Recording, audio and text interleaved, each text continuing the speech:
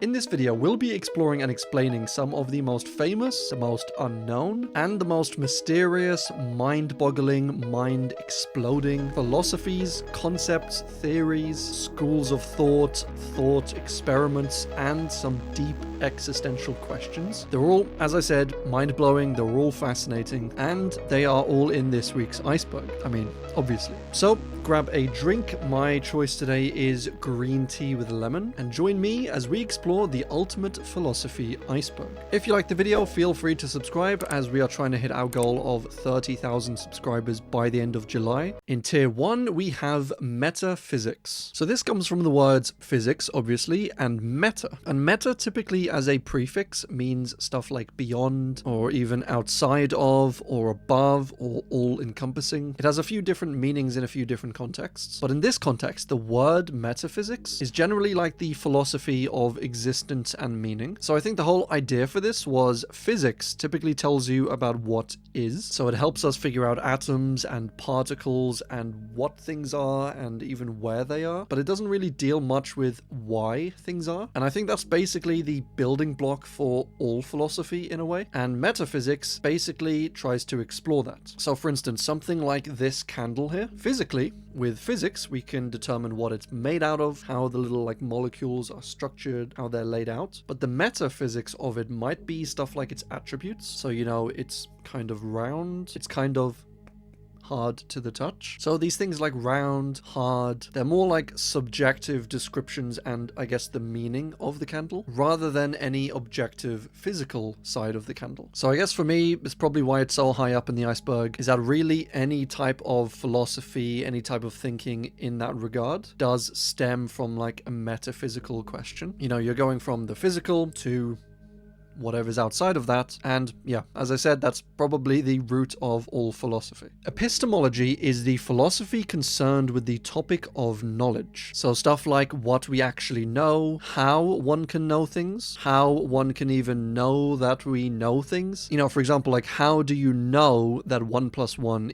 = 2? You can say we've just all agreed that that is the definition of those numbers. But I think this gets really super deep into the topic of knowledge itself. So you can say 1 + 1 is 2, but how do you even know numbers exist? How do you know you exist? How do you know you're not in a simulation or you're not dreaming? I think personally at some point we have to, draw the line somewhere and say, okay, if we're in a simulation, we'd have no way of knowing anyway. But I think this is why some famous philosophers like Descartes said cogito ergo sum, or sum, which is Latin for, you've probably heard it, I think therefore I am. But that was basically his attempt of finding out exactly what we know about knowledge. And his basic argument was I have no idea that other people exist. They could all be a simulation or an invention in his mind. You don't really know that the outside world exists. So he was trying to find the, the lowest point where we can start building blocks on top of this. And for him, that was cogito ergo sum. So the fact that he is thinking is proof to him that at least he exists, or his mind exists. He called this type of belief or statement the first principle, as he saw it key to, establish a strong foundation first, before we start going on talking about the meaning of life and morality. So this, again, is a very fundamental statement or philosophy, and I think it's quite an interesting statement or question to ponder. I mean, I say interesting, it'll probably be keeping you up for nights on end, and it's quite terrifying. But stuff like, how do we know things, or what even knowing is? For instance, the people in North Korea, they know that their leader is God, basically. In their minds, they don't think that. They literally know it. It is fact. Everyone in North Korea knows it. The news, the media, they all know it. So, I mean, as much as anyone knows anything, it's like saying, how do you know your car doesn't shapeshift into a dragon? But only when you aren't looking at it, and also only when nobody else is looking at it, when there's no cameras, when there's no way to detect it, only then does it transform into a dragon. There's kind of no real way of knowing that. But we would say, yes, we know that it doesn't transform into a dragon. Or you can say how a schizophrenic person knows that they are Julius Caesar. What exactly is different in our definition of knowledge between what we know and what a schizophrenic person knows? I guess part of it might be something like a shared experience, where it's more reliable if other people know this and experience it as well. But even that's not super fundamental or reliable if we all share in the same, illusions or delusions.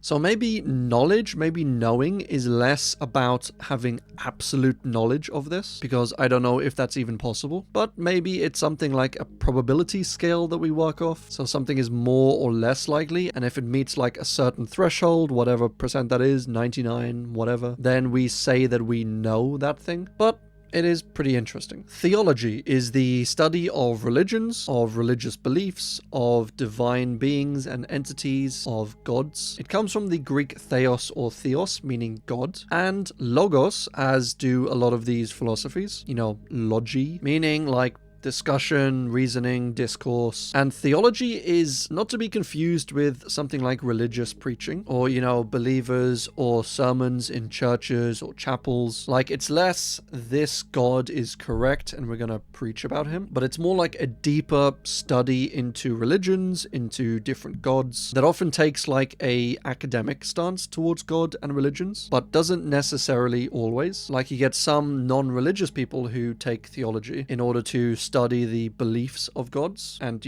religions. And you do also get religious people. But yeah, theology, study of religions. Aesthetics is the study, philosophy of stuff like beauty, arts, really like vibes, if you will. And it's not just a study into what art is good, what art is bad, but it even goes into questions like what exactly is art and what do we consider art to be, stuff like how it makes people feel, why it makes people feel that way. So as with something like theology, where it's like a meta view or study of religion, this seems to be like a meta study of art. And while I personally tend to despise modern arts, I think it's typically just a bunch of nonsense, stuff trying to be different and edgy just for the sake of it. I do love the psychological aspect of aesthetics, stuff like looking into what people find beautiful and satisfying and meaningful, and I think more importantly, why they do. Logic is, in my mind, the basis for all philosophies. And it's quite interesting because what we use colloquially to mean logic, it's not exactly the same as the logic they used back in the day. Like when we say logic, typically people think,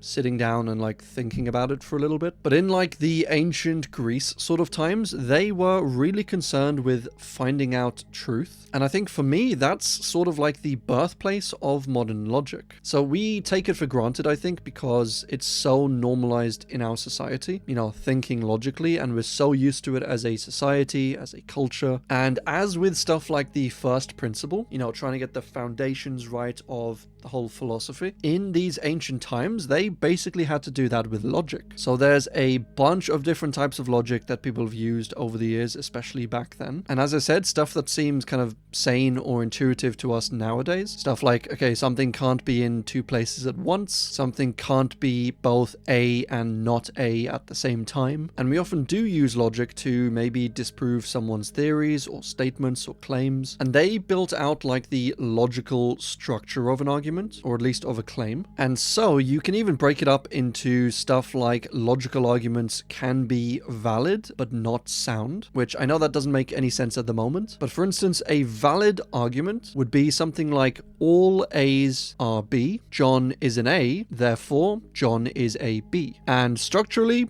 this is fine, this makes perfect sense, but if you feed in some false statements into that argument, this is where you can have a structurally fine argument, but it's not a sound argument. And that is because of some of the presumptions in the claim. So for instance, you can say all dogs are blue, Lassie is a dog, therefore Lassie is blue. So if all of these statements were true, then logically that would be the, the outcome of the logic. But obviously all dogs are not blue, and so you have a structurally fine argument that is not sound. Or you can have valid statements with an invalid structure. So something like all dogs are animals, some animals are black, therefore all dogs are black. The first and second statement are both true, but the structure or the conclusion is what's at fault there. It also kind of reminds me, just like thinking about this, of something like human rights. So again, it's something that seems so standard, so normal and obvious for everyone living today that, like, yes, if you're a human, you have certain inherent rights. It's still wrong to kill, random civilians from other countries, to torture them, to enslave them. But that's only really come about in society in really the recent times.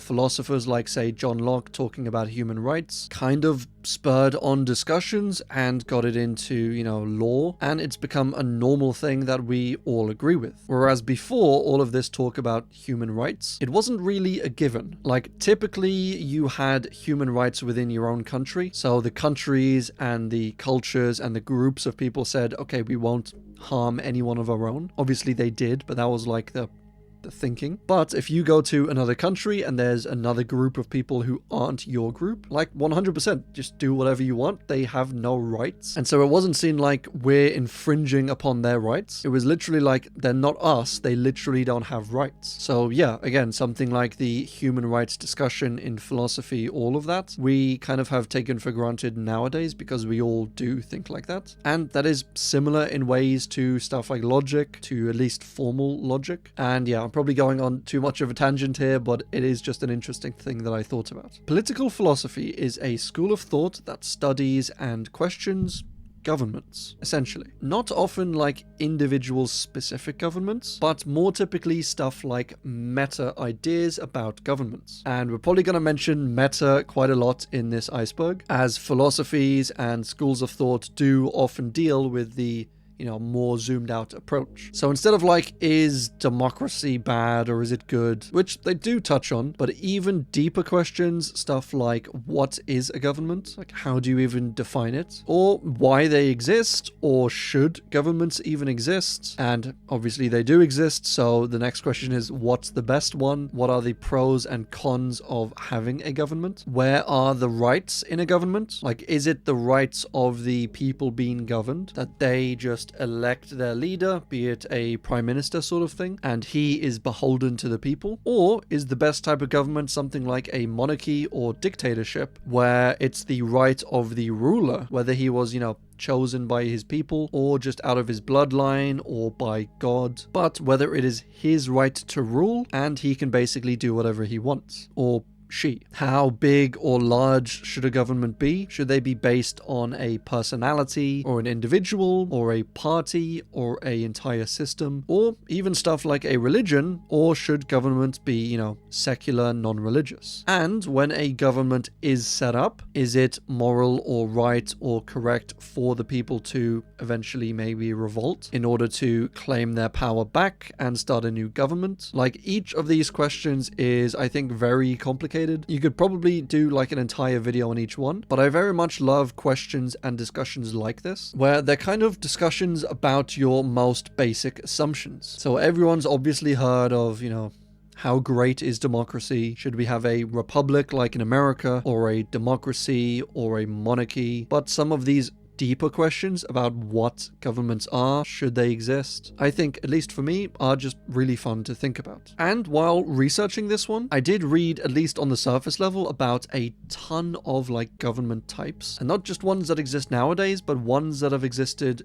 in the past. Some of them seem fairly normal, some of them are honestly absolutely nuts. So I might consider doing a iceberg or a tier list or something like that on every government type that's ever existed, or even that will ever exist. Like, I can include a bunch of hypothetical, theoretical government types. But let me know if that is something you would like to see. Ethics is the study, basically, of what is moral. And obviously, consequentially, what is immoral, what morality is, what the ideal priority of morals should be. Like, if we all agree it's immoral to kill an innocent person, but it's also immoral to let someone die, for instance, then would it be moral to kill someone in order to save someone else's life? That's a very good question, which is often discussed in studies like ethics. I think it is a deeply emotional, deeply relevant philosophy. It's an area of thought and of thinking where we can all kind of connect with it on a day-to-day basis. I'm sure even on like a more shallow level, we are all dealing with ethical, questions, dilemmas sort of thing. And we do typically, as a human species, have some in common ethical ideas. So for the most part, don't murder. Some conditions do apply. Stuff like don't steal, which again, some conditions apply. But a lot of these we typically all agree on. But then there are loads more ethical quandaries that we face that are either split 50-50 down society or, 20-80 or whatever the divide is, where we really can't seem to agree on whether these things are ethical or moral. And I guess that's the study of ethics. Why do we have different opinions on these things? What do we define as ethical? And yeah, I think it's a very deep, very meaningful discussion to have. And maybe we'll get to a fully ethical, moral society, civilization sort of thing. We can only hope. Fingers crossed. That is, I think, if we don't collapse in on ourselves first. Tier 2 identity ties in basically to what something is. And this comes from the Latin identitas, meaning same or similar. If we have an American identity or an Italian identity, then everyone with that identity are the same or similar. So it kind of puts you in a neat little box sort of thing. And it also ties into defining the uniqueness among things. For instance, when you say to someone, hey, I've got the same car as you, you don't mean the physical same car. You mean okay, it's the same make, the same model, the same year maybe. So they kind of share an identity. They're the same, even though they're not physically the same. And this is often referred to as a qualitative identity. So they share qualities between them. Whereas if you're driving along and you say, hey, that was the same car that cut me off just 2 minutes ago, then often you mean it's the exact same car, the same driver. And this definition of same would be a quantitative identity. Quantitative? Words are incredibly hard. But that's how we can use the word same or sameness or identity in slightly different ways. And you don't need to take notes on any of this. I know I get into a little bit, maybe too much detail sometimes. There's not going to be a test at the end of the video, but these are just some things that I found interesting while researching it. And obviously when you put things into boxes, so when you give them identities, then you get kind of the question of what exactly defines that identity. And when does something no longer qualify for being in that box? But that is a discussion that we will get into further down in the iceberg with another entry. Super interesting stuff, but for now we will move on to ontology, which is the study into essentially being. And while it is slightly similar in many ways to something like metaphysics, it does have some important distinctions. It explores the nature of being really deeply, of existence, reality, consciousness, for reasons often kind of like the first principle, where we need to really know the absolute basics before we discuss these other higher things. But how do we know that something is? Or even with consciousness, if something is conscious, but it's not aware that it's conscious, is it really even conscious? Which I know that doesn't make a lot of sense, but it's like the old joke or question of if you're happy and you don't know you're happy, then what even is happiness if you don't know that you are that thing? It's like if you're rich, but you don't know you're rich, are you even rich? You have all the money in some secret bank account that you own, but you just don't know it. So is to be dependent on being conscious of yourself? The example I gave, if there's a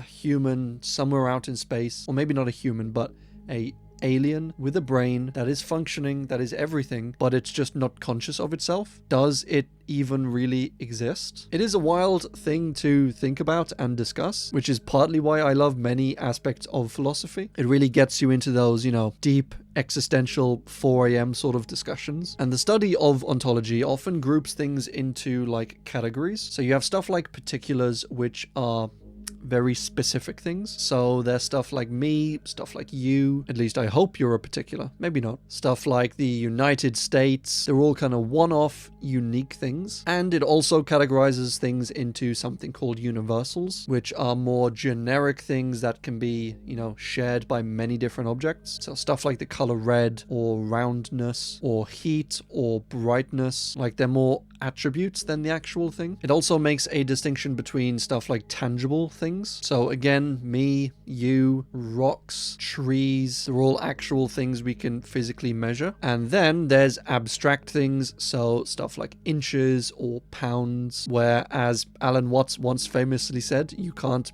pick up an inch. You know, you can have an inch of something, but you can't have an inch anywhere. Like, they're really just concepts. There are a few debates within the ontological school of thought about stuff like the intangibles. That sounds like a superhero team, and it does honestly get quite deep. As with a lot of these philosophies, it originated for the most part in some of the ancient cultures, places like Greece, India, China, as well as likely many other civilizations. And I know a lot of people do watch this when they're going to sleep or at night, but I don't recommend thinking about these things as you're going to sleep, as they will, as they have done with my mind, make it go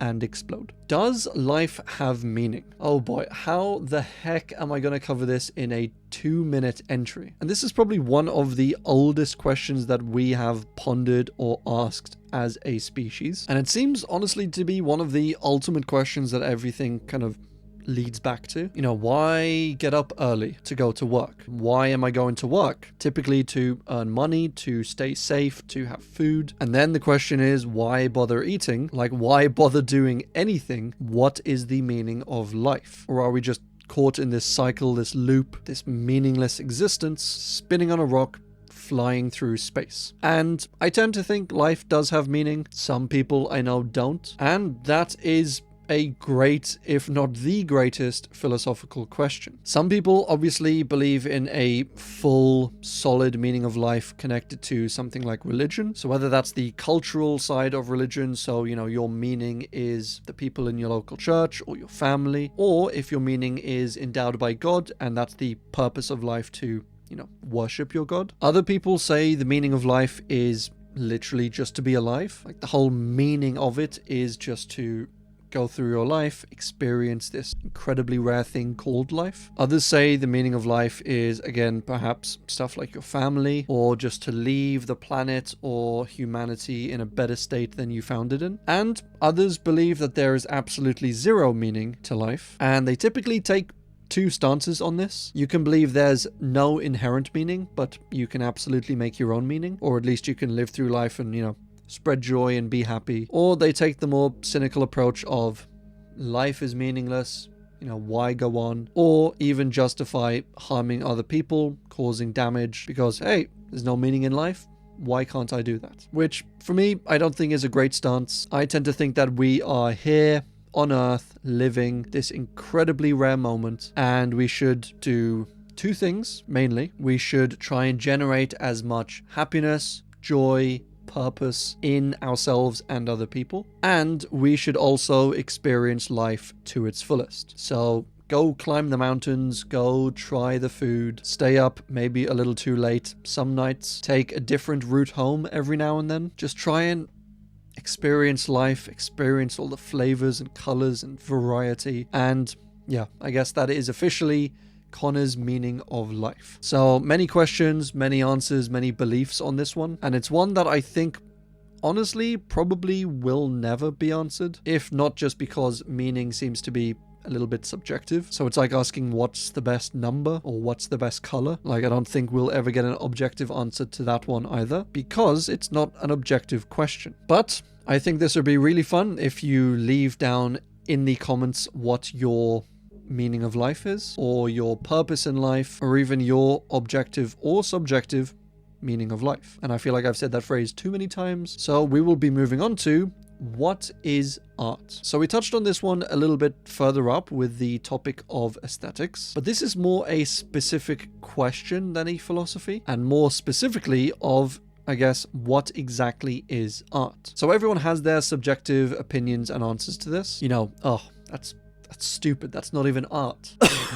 Modern art. And we tend generally as a society, I think, to only really deem a few things as art. And that is typically just images being created, or even so far as like physical images, so stuff like sculptures and statues. But art, I think for the most part, we consider stuff like drawings, paintings, even graphical images, graphical art. And yeah, as I mentioned, stuff like statues or sculptures. But like, is writing art? Like, it's creative. Is photography art? Like, you're essentially making images that didn't exist in the world before this. You know, if I take a photograph of like a very particular angle, then almost certainly no living being has seen, you know, that exact framing. So that photograph that you took has basically never been seen before, just like in painting. And there is a graphical element to this, but it's not typically considered art. Is dance art? Is acting or archery art? What about stuff like hair cutting or hair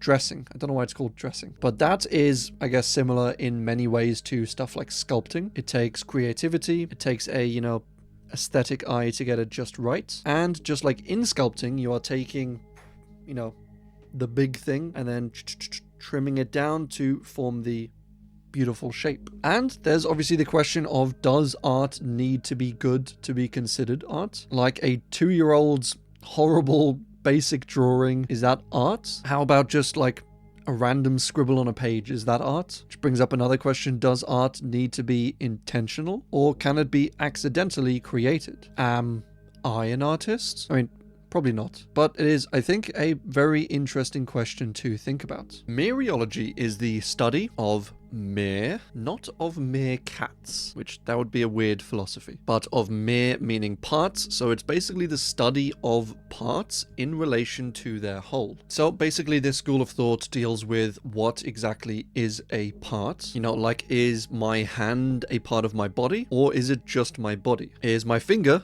a part of my hand, or is it just, you know, continuous with my hand? And I guess it's only a part if we say it is. Like Alan Watts said, we cut things into bits and then say that they came bitted. And that's the idea that, like, say we look at a tree and we know, okay, this is the trunk, these are the branches, these are the leaves on it. So we imagine that the tree kind of comes in these bits, where in reality, we are the ones that have created these bits and these categories. The tree itself doesn't care about these categories at all. It just grows out naturally, and it's where we choose to divide it, where we choose to, you know, draw the line and make these definitions. That's what we define as bits or parts. And I think this is an interesting point, not just with this philosophy, but both with other philosophies in this list, as well as just general day-to-day things. Like, I think our perception of things, our opinions and definitions of things are often quite important, sometimes more important than the actual thing itself. Like, you know, there's the hippie thing of like, we're all the universe, we're all connected, we're all the same kind of molecules that were in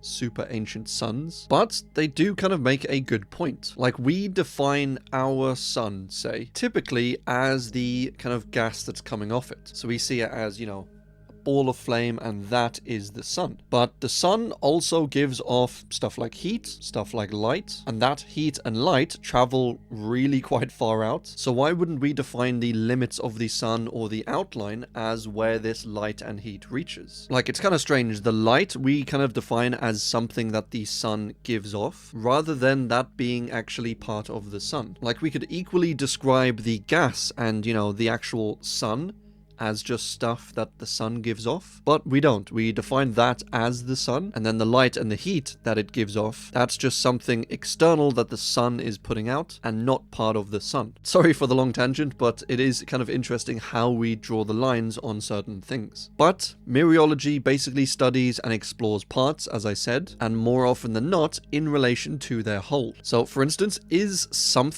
a whole just really the sum of its parts, or is it something greater than that? Like, for instance, if there's an amazing band that you absolutely love, it's, I think, more often than not the result of all of its parts come together, and then there's also something on top of that. Because if you just take each individual band member, they're often never quite at that level. You know, there's something special about the band that the individuals can't seem to replicate, and it sometimes seems somewhat magical, like, because you take the individual members, you bring them all together, and then it seems like there's this like magical essence that comes out of the band that is quite aside from any individual band member, but just their connection between each other just produces this fantastic best band in the world sort of vibe. And yeah, stuff like that is part of the study of Mereology, but the band discussion is probably best left for my ultimate music iceberg or something, which, I mean, that does sound kind of fun. Maybe covering every single genre of music. I think I would get massive copyright strikes for that, but I think that would be quite fun if I could pull it off. Applied ethics is a branch of ethics which we discussed earlier. We didn't discuss this branch, but we discussed ethics. So what things are good, what things are bad, what things are moral or immoral. And sometimes in ethics you get questions like, would you eat 15,000 jelly beans and then punch a cat in order to save a raccoon's life or something? And you say, what the hell? No one would ever ask me that. Like, that would literally never happen. Well, that is probably true, and that's where applied ethics comes in. And applied ethics tends to concern itself not with just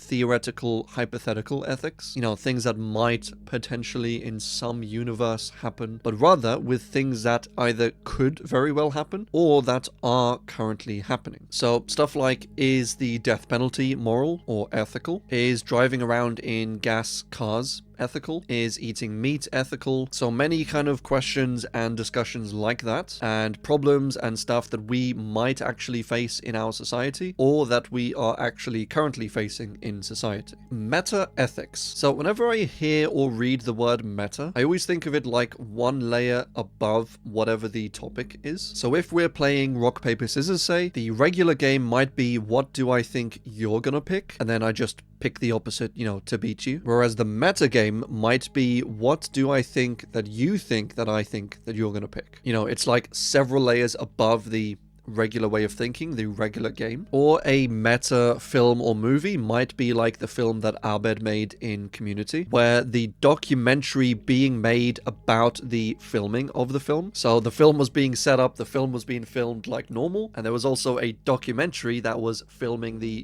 behind the scenes of the film. But because it was a meta film, the actual film was the documentary about the film, not the film itself, which that was a wild episode. So when it comes to meta-ethics, it's not simply a discussion of what is ethical, what is unethical, but more so what is ethics? What is morality? Why are certain things good or bad? I mean, obviously we define them as such, but like, why do we define them as that or not that? Where does morality come from, if anywhere? Did it evolve? Was it given to us by a greater being like a god or something? And how does a society change, evolve, devolve based on certain ethical principles? All of this is included in meta-ethics. Again, it's just kind of a deviation of ethics, and that leads us onto our next entry, normative ethics. So normative ethics is, as you can tell, another branch of ethics, and that is, unlike meta-ethics and theoretical ethics, it tends to concern itself with the genuine, real-world ethical problems that we might have. But unlike applied ethics, which tends to focus on kind of specific cases, or like actual situations and cases that we might face day to day, normative ethics tends to paint a bit of a broader picture. Like, is it unethical to not give up your seat to an elderly person? Or how about returning a lost bag when you found it? So we're not pointing to a specific case like in applied ethics. We're also not imagining, 7 people tied to some train tracks like in theoretical ethics. And we're not diving into the discussion of what makes something ethical, where does ethics come from, like in meta-ethics. So yeah, we've covered a bunch of ethical discussions and philosophies in this tier. I think that's all of the ethics ones, but yeah, it always seems to be a big point of discussion. Bonus question, is it ethical to have so many ethics entries in a single iceberg? And that is, of course, the branch of iceberg ethics. Tier 3, act/rule utilitarianism. So utilitarianism is a philosophy that says that the ideal, the perfect ethical outcome, oh god, we're into ethics again, but it basically says how we should decide whether something's ethical or not ethical, and how ethical it is, should be based on how much utility it generates. And utility is described by Jeremy Bentham, the creator or founder of utilitarianism, as follows: the property in any object whereby it tends to produce benefit, advantage, pleasure, good, or happiness, or to prevent the happening of mischief, pain, evil or unhappiness to the party whose interest is considered. Basically saying that something is moral or ethical or what have you, based on if they produce utility or a good in the world, essentially, which is fairly logical, probably. And the act and rule divisions of utilitarianism relate to, well, act says that something is moral if it produces utility or is likely to produce utility in that specific act alone. So, for example, if you bend the laws, bend the rules a little bit, for example, there's a murderer that's gotten away with it on like a technicality in court or something, act utilitarianism would say it is moral or ethical to, you know, bend the rules, bend the laws, have the murderer, you know, killed. As in this specific situation, that would be a just thing, and therefore the act is justified. Whereas rule utilitarianism says that no, that would be immoral, because we should base morals or ethics on rules, which if followed as a general, you know, rule, would result in the most average utility. So obviously we have our court system, and some people do slip through the cracks, they get off on technicalities sort of thing, but that is still the most moral thing to do, to stick to the law. Because if we allowed on this one instance this, you know, rule to be broken, then it's like, why not just break it the next time, and the next time, and then break another rule, and then break another rule. And the idea is to produce the most average utility over time, not just get a tiny boost in utility here, and then by doing this you've, you know, broken the rules, broken the law, and then going forward you've kind of destroyed the entire system. And that breaking of the system, it is argued, would result in less utility over time than if you were just kept the system, kept the rule of law, and lost a bit of utility in this one instance. Then you also get into stuff like total versus average utility. So if something produces like a ton of utility here and then a small amount of utility here, would that be more or less ethical than something that produced a more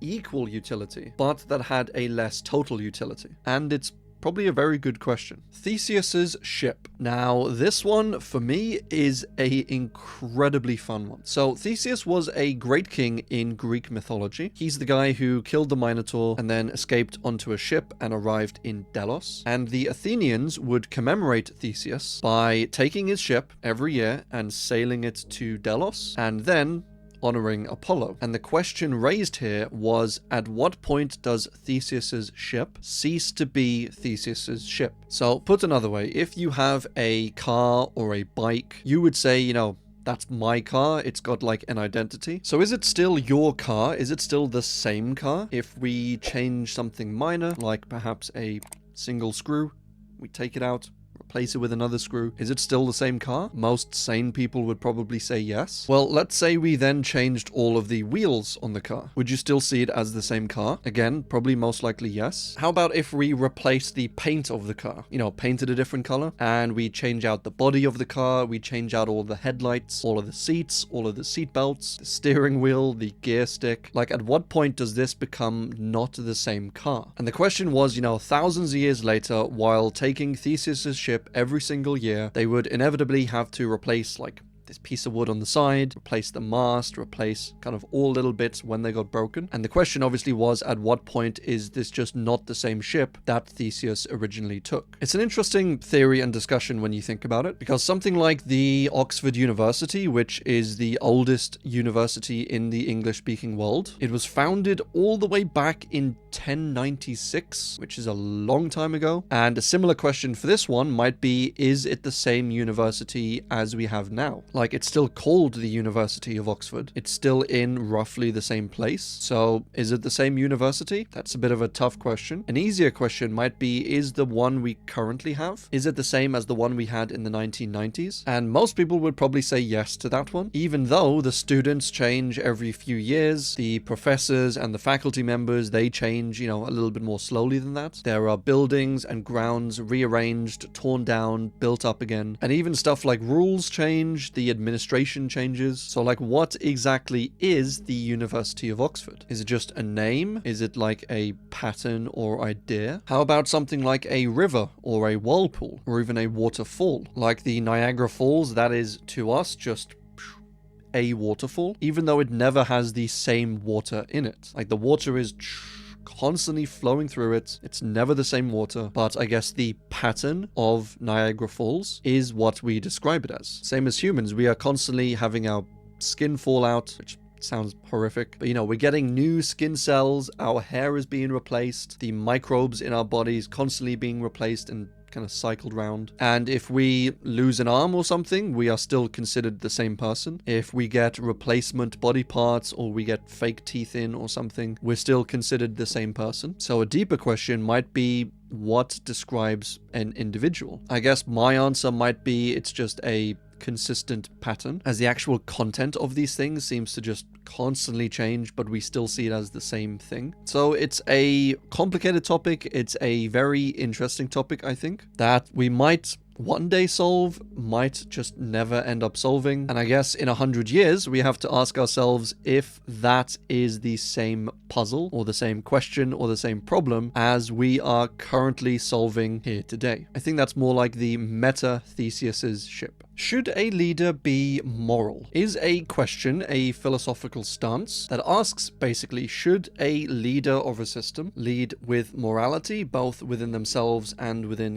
the system they're preaching for? And does a moral leader make for a more moral society, more so than an immoral leader? It's an interesting study or thought or perspective into it, I guess, as I think whether we like it or not, attributes tend to kind of trickle down from the top. So if you have a rude, corrupt, obnoxious leader, probably the people of the country or the people of the group are going to look at that and think we'll just be corrupt as well, since the leadership of this country is. And conversely, I think if you have a super moral, honest, inspiring leader, then people will probably look up to that and want to do better in their own lives. So should a leader be moral? Probably, I think, yes. But try telling that to politicians. Fatalism is a philosophy that basically says we are helpless in a way. It actually comes from the word fate. So a fatalist says that, we are all basically destined to reach our fate or to meet our fate, and there's really nothing we can do about it. So essentially, why bother trying? We're going to get there in the end anyway. So there are a few different types or varieties or flavors of fatalism. Some are definitely better than others, in my opinion. So you have the one that says,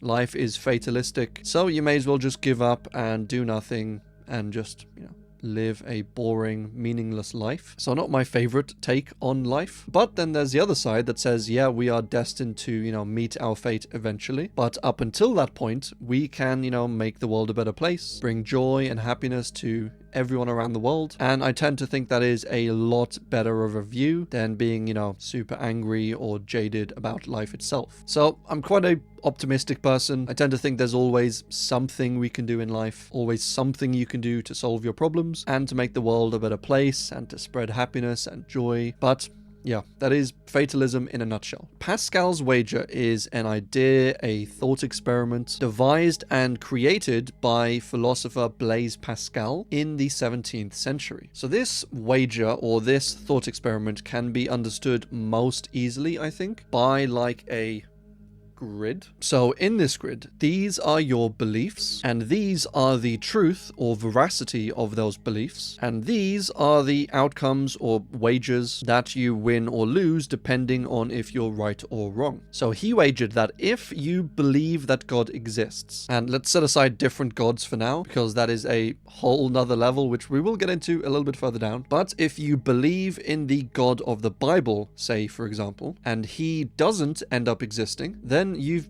basically lost nothing. But if you believe in him and he does exist, then you have won basically, eternity in heaven. So it's a pretty decent prize. Now, let's say you don't believe in the God of the Bible and he ends up not existing. Well, again, you basically haven't lost anything. You never believed in him and he doesn't exist. So it's like a neutral kind of outcome. But if you don't believe in him and he does exist, then you've basically lost the ultimate bet. Hell for all eternity. You've lost your eternal soul or whatever. And so he says if God doesn't exist, then you don't really end up winning or losing anything. But if he does exist, your belief about him could determine the largest win or loss in the entire universe. So the value of believing in him is just infinitely more than the value of not believing. So he said it's just logical, it just makes mathematical gambling sense to just believe in God. And even if you're wrong, you don't really lose anything, but you basically can't afford to not be right. Which, I mean, this sounds logical, it sounds okay kind of on the surface, until you break it down and realize that, yes, believing in something that you don't believe in does cost you something. Like, it always costs something. You know, if I told you to believe in this giant jelly monster, it's not like you would just believe it just because I told you to, although jelly is delicious. But I think it would cost you something mentally, spiritually, whatever, to actually wholeheartedly believe in this thing. So that's one side of it. Another side is, as I mentioned, the multiple gods problem. So, I mean, obviously there are many different beliefs all around the world. You have the major religions, Christianity, Hinduism, Islam, as well as, many more, from Aboriginal people, South Americans, Africans, and they all have their different belief systems, their different afterlives or lack of afterlives. So one of the faults in this wager is that, hypothetically, if you believe in the Christian God and God does end up existing, what if it's not the Christian God that exists? What if it's like a Hindu God or something? Then you do believe in God, God does exist, but you don't get the eternal life prize that was promised in the wager. So I think it's kind of a tough one, because anyone who does have a belief in God, they either, believe or they know that their God exists. But if you try to convince another believer, so if you're a Christian and you try to convince, say, a Hindu via this Pascal's wager, the Hindu also believes or knows that the Hindu gods are real. So it's like both sides know that their God is the only God. And so at that point, this wager kind of just breaks down. So it's an interesting, I think, at least on the surface level, thought experiment. And it's one that probably everyone should know of, should think through, as it's, a fun kind of experiment in logic. But as I said, it's quite logically unsound for like really determining the truth. Nature versus nurture is the idea, the back and forth kind of debate of whether nature is predominantly the reason for humans being the way that they are, or whether it is nurture. Individual human aggression, intelligence, creativity, curiosity, even stuff like anxiety, people's attitudes, people's personalities. Are these things all a result of genes, of nature, of your DNA and your family history sort of thing? Or are they more a result of nurture? So where you're raised, how you're raised, the role models you have growing up, your parents, siblings, town, religion. And I tend to think it's probably a bit of both. Like, it's not as simple as saying nurture or nature, because something like nature definitely to me seems to be influential in the individual. So, some people seem more genetically predisposed to stuff like diseases, stuff like disorders. It's why you're sometimes asked if a certain disease or disorder runs in your family, because nature and genes and DNA play somewhat of a role in that. And stuff like intelligence, wit, creativity, aggression, I think is somewhat genetic. But on the other hand, nurture is insanely powerful. And this is, I think, why the debate is even here, because it's sometimes really hard to differentiate between the two. So say you have a family where their grandparents and their parents have all suffered from like heart disease. You could say, yeah, genetically it runs in my family, but it could also be a question of nurture as well. Because if their grandparents just had, terrible eating habits, they never did any exercise, and their children grew up in a household where that was the norm. We eat bacon every day, we eat McDonald's, gym is for losers sort of thing, then those kids might feasibly grow up to, have the same sort of habits. And then their kids are also unhealthy. So you can have like a generational tie with diseases, with habits, with being overweight, say, or even underweight. And it wouldn't be a genetic or a nature thing, but it would be more of a nurture or mentality sort of thing. So this is, I think, why the debate is so important. It's so active. And as I said before, I'm quite an optimistic person. So I tend to lean more towards the nurture side of the debate, because I actually think it's quite fatalistic. Like, people have quite a fatalistic view when they go kind of gung-ho onto the nature side of saying, yes, I am this way, I am the way I am because of my genes, there's nothing I can do to change it, rather than saying, okay, I'm probably the way I am because of my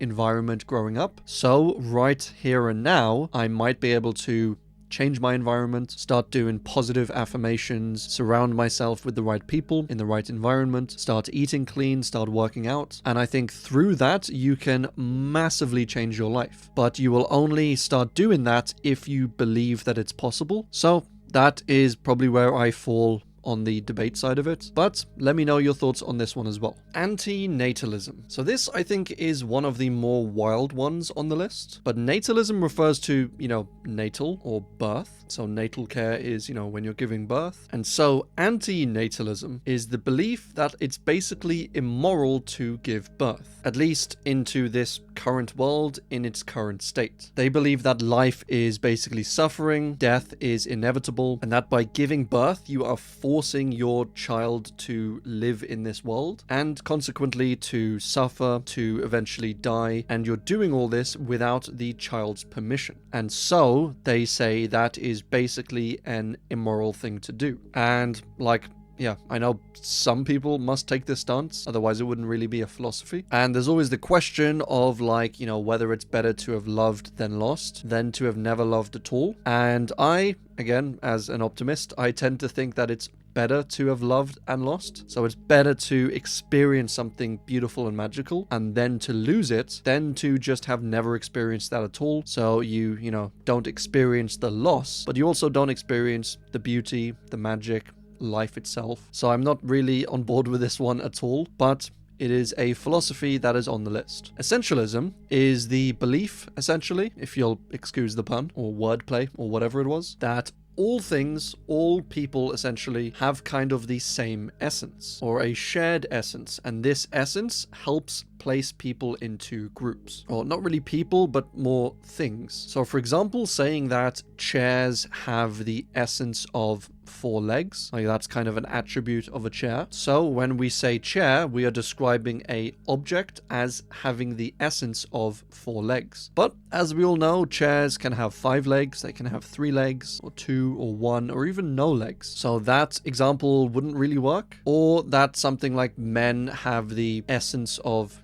masculinity or aggression, and some men don't. So obviously this sort of philosophy can lead to stuff like stereotypes, can lead to stuff like overgeneralizations. So then maybe instead of saying chairs have the essence of 4 legs, maybe their essence is just something designed to sit on. So a much more broad general description of this category. But then is a couch a chair? Is a beanbag a chair? Is a bench a chair? And I think something like this is kind of like a valiant effort to, pinpoint our descriptions of things, because most people would just instinctively be able to tell you what a chair is and what a chair isn't. But this, I guess, tries to pinpoint it and define it in very specific means. And that is kind of a hard thing to do. And as I said, this tends to lead to generalizations, to stereotypes. So I'm not fully on board with the approach of this one. I do kind of understand what they were going for, what the aim of this essentialism is, but I don't think it's quite there yet. Qualia is a bit of a strange one, but it describes or explores the subjective feeling, like the experience of an individual in a certain situation regarding a certain particular experience. So a qualia, for example, would be the exact sensation you experience, like you in particular, if you're suffering from a headache or something right now, like that exact subjective feeling, that would be a qualia. Or perhaps if you bite an apple and taste the apple, a qualia wouldn't be what do apples generally taste like. It would be what does that exact apple taste like in this exact moment to exactly you, and it's something that can't be experienced by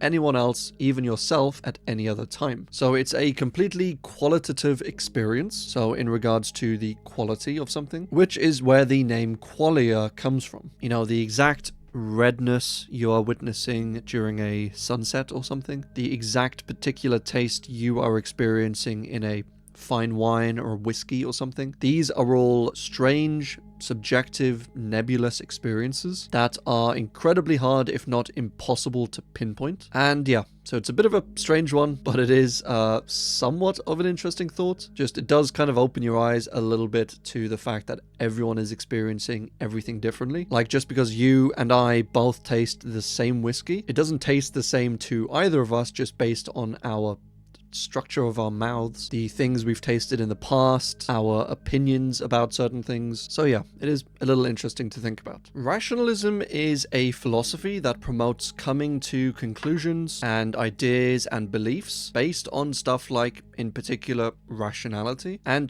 by extension, evidence, logic, reason, argument sort of thing, as opposed to any other way. That being like your feelings or emotions or rumors. And I do tend more towards rationalism, I think, but I am a little kind of middle of the road, I guess you could say, with this one. Like, yes, I think rationalism is a great thing. Rationality is fantastic. Logic, evidence, perfect. But I do think there is something to be said. There is some place for stuff like instinct, for stuff like, vibes, emotions within decisions. Because in some situations, especially ones where you don't have any time to think, if it's a split-second decision, often people just go off instinct then, and there have been studies that sometimes instinct proves to be better than, sitting down and logically thinking about it. So yeah, as I said, rationalism is fantastic as long as you don't take it too far and just use rationalism for absolutely everything. Like vibe checks and instinct are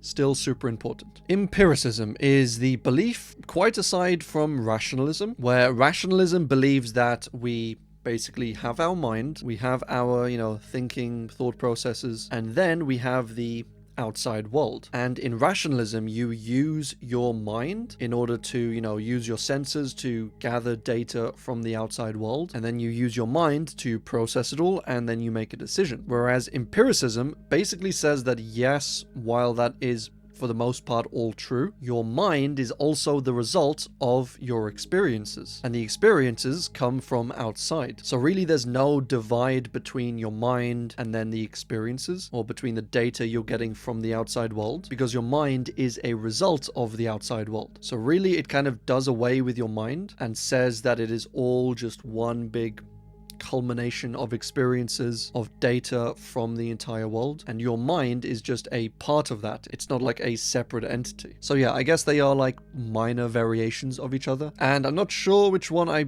fully agree with, and I can't really decide in this moment, so I will leave that for you to comment on, or for me to comment on in like a year. Altruism is the philosophy that the moral, ethical thing to do is to value the happiness, the well-being of others, be it other humans, be it animals, be it the planet, over the happiness and well-being of ourselves. It comes from the original Latin word alteri, meaning other people or someone else. And you often hear about people being altruistic when they help people out, when they donate to charity sort of thing. And yes, these are both fantastic things. And I think personally, part-time altruism is a great thing that, a lot of people can adopt. But the problem, I think, comes about when you have full-time altruism. Like, you often see this, I think, in people who can't really stand up for themselves. They'll make everyone else around them happy, doing what their family wants them to do, what their friends want them to do, not being true to themselves just because they think it'll make other people happy. And if you do this enough, you basically live somewhat of a shallow, hollow life. And often when people see this, the sad fact is that people tend to take advantage of it. So, as I said, absolutely a great philosophy to, live by at least part-time. I am all for helping people out, making people happy, even sacrificing your own happiness to do that, as long as it's in the short term, as long as it's part-time, and I'd maybe say just value your own happiness and well-being equal to other people. You don't necessarily need to value it, below. Not below, not above, equal with everyone else. Everyone's happy, everyone's amazing, you're amazing, and yeah, that is altruism. Hedonism is the philosophy that, above all, acts that bring pleasure are the greatest, most moral, ethical acts that you can do. So stuff like getting high, like drinking, like being irresponsible, like casual, meaningless coitus, all of this is hedonistic behavior. Jeremy Bentham, a somewhat famous philosopher, wrote that nature has placed mankind under the governance of two sovereign masters, pain and pleasure. It is for them alone to point out what we ought to do, as well as to determine what we shall do. And again, with this one, I think it's too broad of a generalization. Like, sure, some hedonism is absolutely fun. In certain amounts, I would never advocate for people going completely against fun, completely against joy, and, being crazy, wild sort of thing, which there are some philosophies that do that, that go the complete opposite way, that pleasure is basically immoral. If you're suffering, then, it's a good sign sort of thing. So I wouldn't go that far, but I would also say that it's not so clear cut. Like, not all pleasure is good and not all pain is bad. If you're working out, for example, it's a very good thing, but it's also very painful and hard to do. But also something like if you're a psychopath and you enjoy killing people, like what we're saying that that's an ethical thing just because they gain pleasure out of it, it doesn't make much sense to me. So while I do want to encourage and promote like a mixture of the two, definitely need a bit of pain, a bit of, fighting through the things you're trying to achieve in life. Some pain is good, and you also want to take time to, enjoy yourself. So yeah, I don't know if hedonism is the one, but it is a philosophy that we must cover. Objectivism is a philosophy, a worldview created and developed by writer and philosopher Ayn Rand. And this philosophy is a little deeper than some of the other ones because it encompasses a whole range of beliefs. So for one, it says that reality does exist out there, regardless of our perception, of our consciousness, of our beliefs about it. Like, there is an objective reality, which I think is a fairly logical point. And it says that humans, our minds, our bodies can interact with this external world through mainly our senses. It has similarities to something like egoism, so saying that the purpose of life, the meaning of life, is for the individual to kind of elevate themselves. So it emphasizes quite heavily individual rights. It says that you should, put your own happiness, your own well-being above other people's. And it has a mindset of a small government, or at least smaller government. So again, emphasizing the individual, and says that the purpose of art, mainly, is to transform the metaphysical beliefs of mankind. So yeah, as I said, a lot of different beliefs in this one. It embodies kind of a few separate ideas, and it's not too popular of a philosophy, especially not in today's modern age. But yeah, that is objectivism. Tier 4, solipsism. So this is a philosophy that's kind of strange, but also somewhat related to other stuff that we've covered in other icebergs, that being the topic of simulations and realities. The idea being that solipsism, which comes from solus in Latin meaning alone, and ipse meaning self, so solipsism is the belief or philosophy essentially that you are alone with yourself. Which I guess those two terms are kind of redundant, but it basically says the only thing you can be absolutely certain of is your own mind, and so you believe something akin to a simulation or a brain in a jar sort of thing, where you are the only thing that exists, and everything else, everyone else, the entire universe is all just a figment of your own mind. And it's a bit of a strange one. There is a joke that I remember about a room full of solipsists, like a meeting or a club or a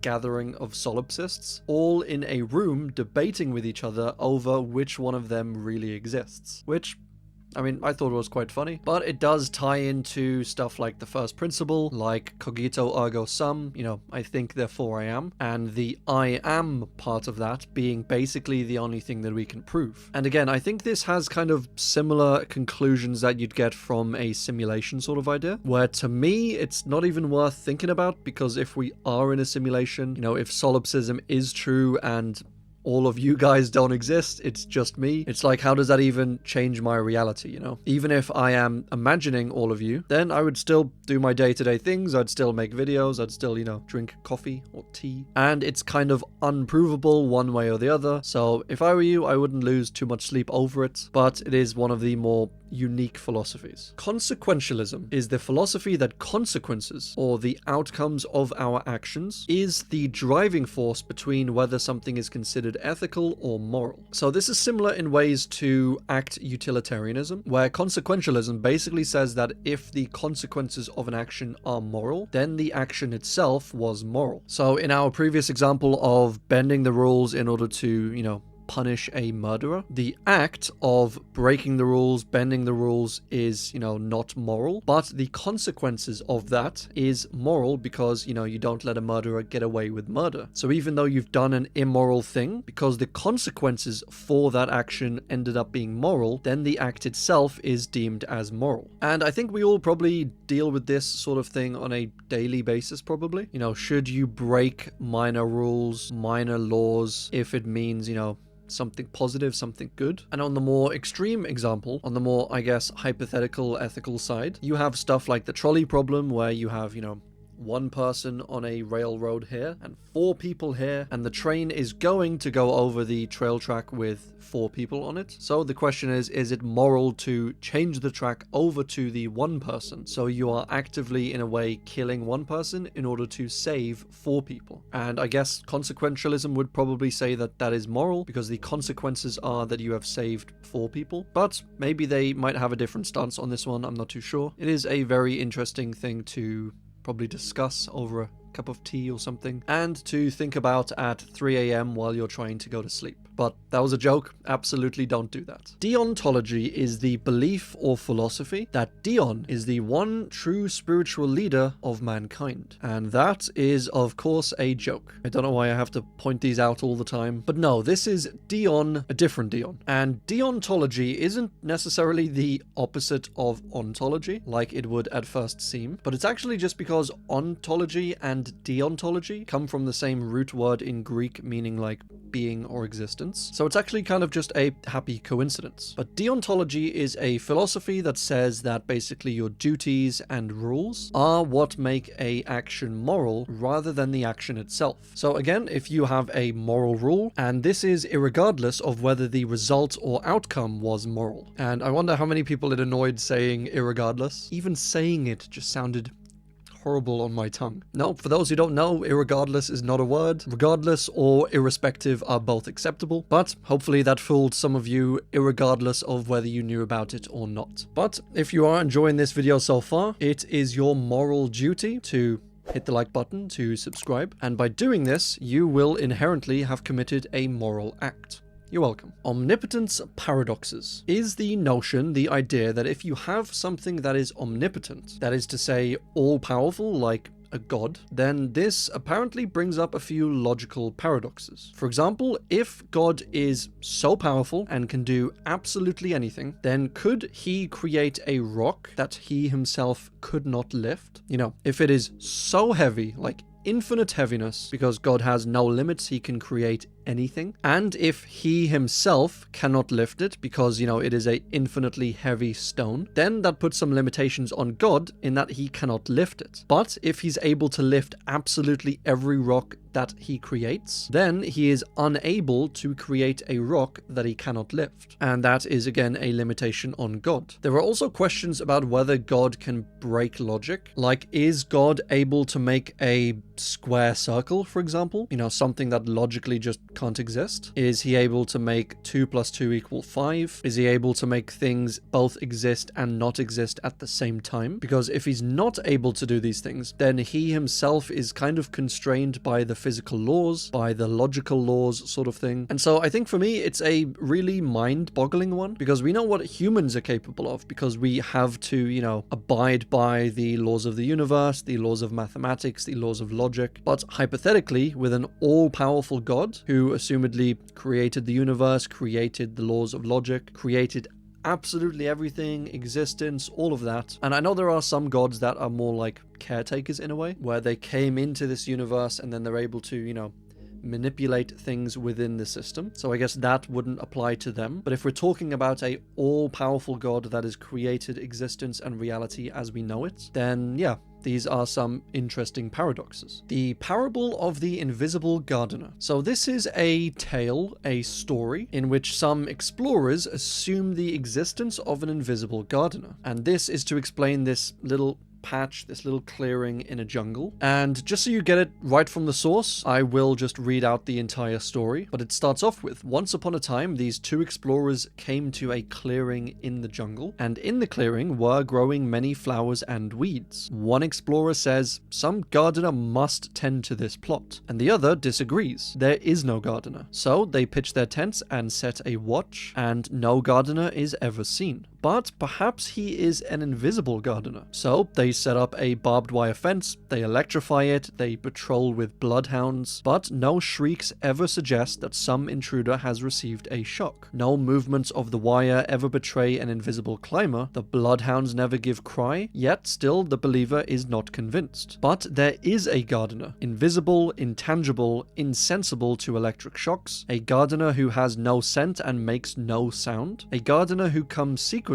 to look after the garden which he loves. At last, the skeptic despairs, but what remains of your original assertion? Just how does what you call an invisible, intangible, eternally elusive gardener differ from an imaginary gardener, or even from no gardener at all? And this, John Wisdom, the original creator of this story, says is the problem with unfalsifiable beliefs. So that's beliefs that often, constantly move the goalposts back and back and back, and they can't really be disproven. It's like someone who has a partner who constantly abuses them and cheats on them, and even though all the evidence is there, they just constantly move the goalposts back and say really deep down they're a loving person, or they're doing it for my own benefit, or whatever excuses they want to make. But the point is they never look at the evidence, and they always somehow justify their belief. Like there's almost nothing you can say to that person, nothing that their partner can do that is so bad that they will stop believing that their partner loves them. Like I think the point that he was making was that you should aim for at least most of your beliefs, if not all of them, to potentially be disproven somewhere down the road. Like if you are completely not open to changing your ideas or to disproving your beliefs, then you might get caught up in this cycle quite aside from reality. But that was just the analogy that he was making, and it's quite an interesting story that I think is sensible to cover if we are covering a philosophy iceberg. The Allegory of the Cave. So this was an allegory, obviously, which is like a story, I guess, written by Plato all the way back in 400 BC that tells the story of these people in a cave and touches on topics like reality, like perception, like truth, and it is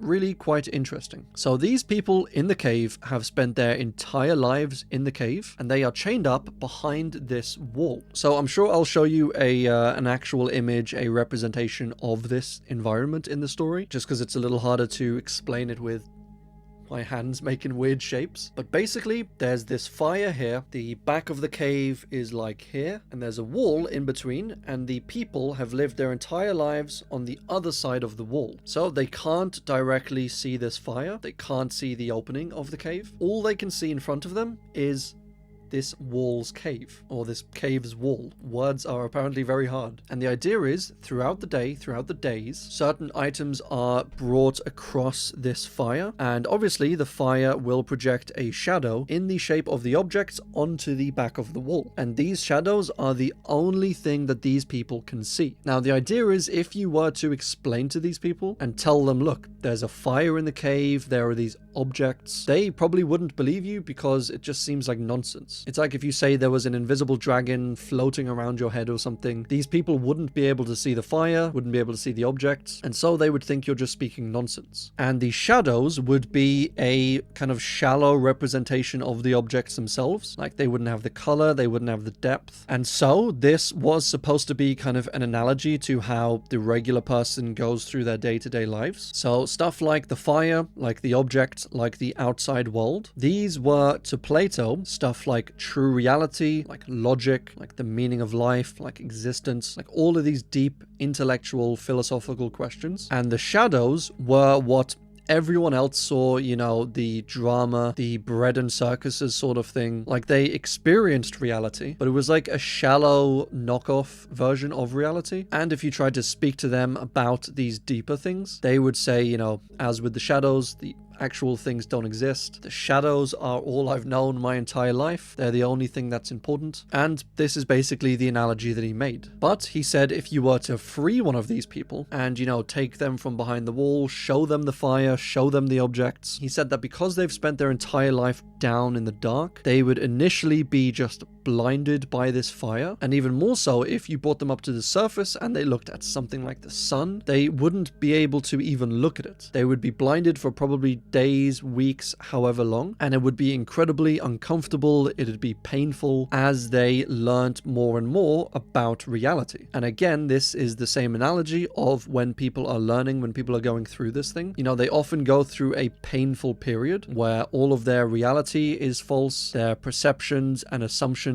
about life, about people, about existence. They have to kind of admit that all of those are wrong and or shallow, and that is a very painful thing to do. And so it's kind of the same with something like your day-to-day problems, where often a lot of people don't go to the root cause of them. They'll say, I'm unhappy because someone shouted at me at work or something, but really that unhappiness might stem from a deeper issue. Or even stuff like illnesses, where people will take pills to, take away certain symptoms, but not actually treat the underlying cause, the underlying disease at the root of the issue. And this would be like the people dealing with the shadows on the wall, instead of going directly back to the source and to the core, to the root of these issues. So it's a little complex of an analogy or an allegory, but it is hyper important, I think, in discussions of philosophy, and it is a very well-known and classical story by a great philosopher. What is consciousness? Well, isn't that the question of the century? Well, I mean that, and why do golden retrievers look so good in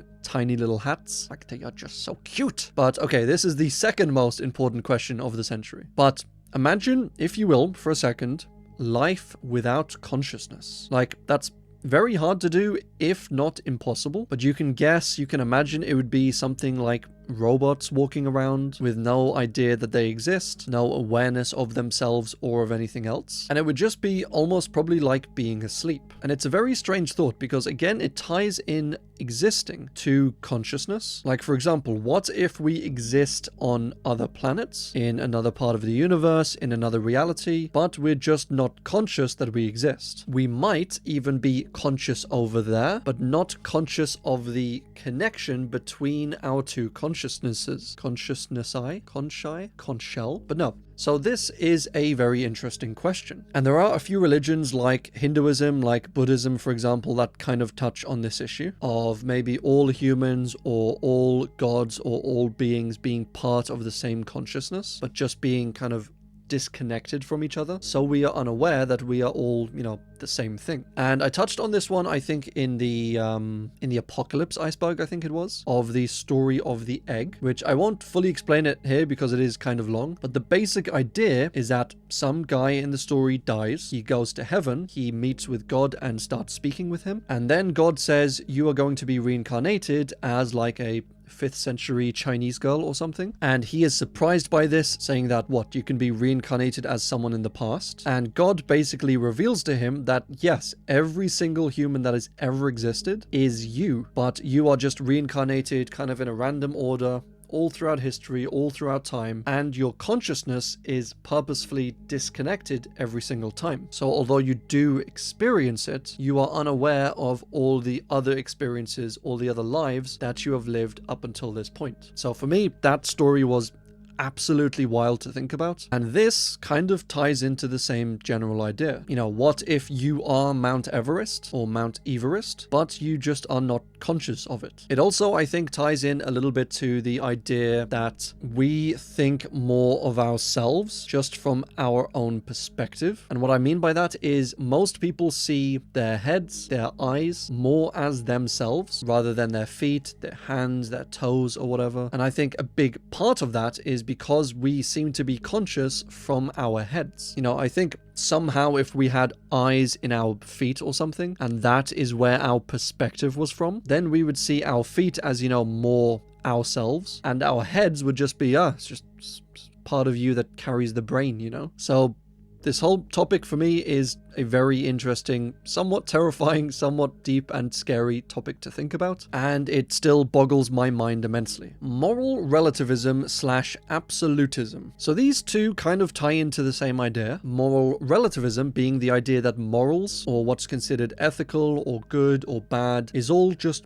relative, and people normally have two takes on this. Either it's relative to the individual, or it's relative to something like the culture or to the times. So I think the more extreme side is that it's relative to the individual. So if you believe something is moral or good, then by definition it is moral to you. And of course, even if you scale it up to a society or to a time period, it's saying that, for example, slavery in the Bible was moral. Those people were moral people because it was moral at the time, it was acceptable at the time, whereas the modern idea would be to say that no, those acts were actually immoral, even if the people at the time weren't aware of it, even if they didn't act like it was immoral, it was still immoral. And then you get onto the idea of objective morality, which is normally either, given down from a god. So there's no subjective part of it. It's just whatever God says is moral is moral. And so even if the individual thinks it's immoral or moral, it doesn't matter. And the other side would be like a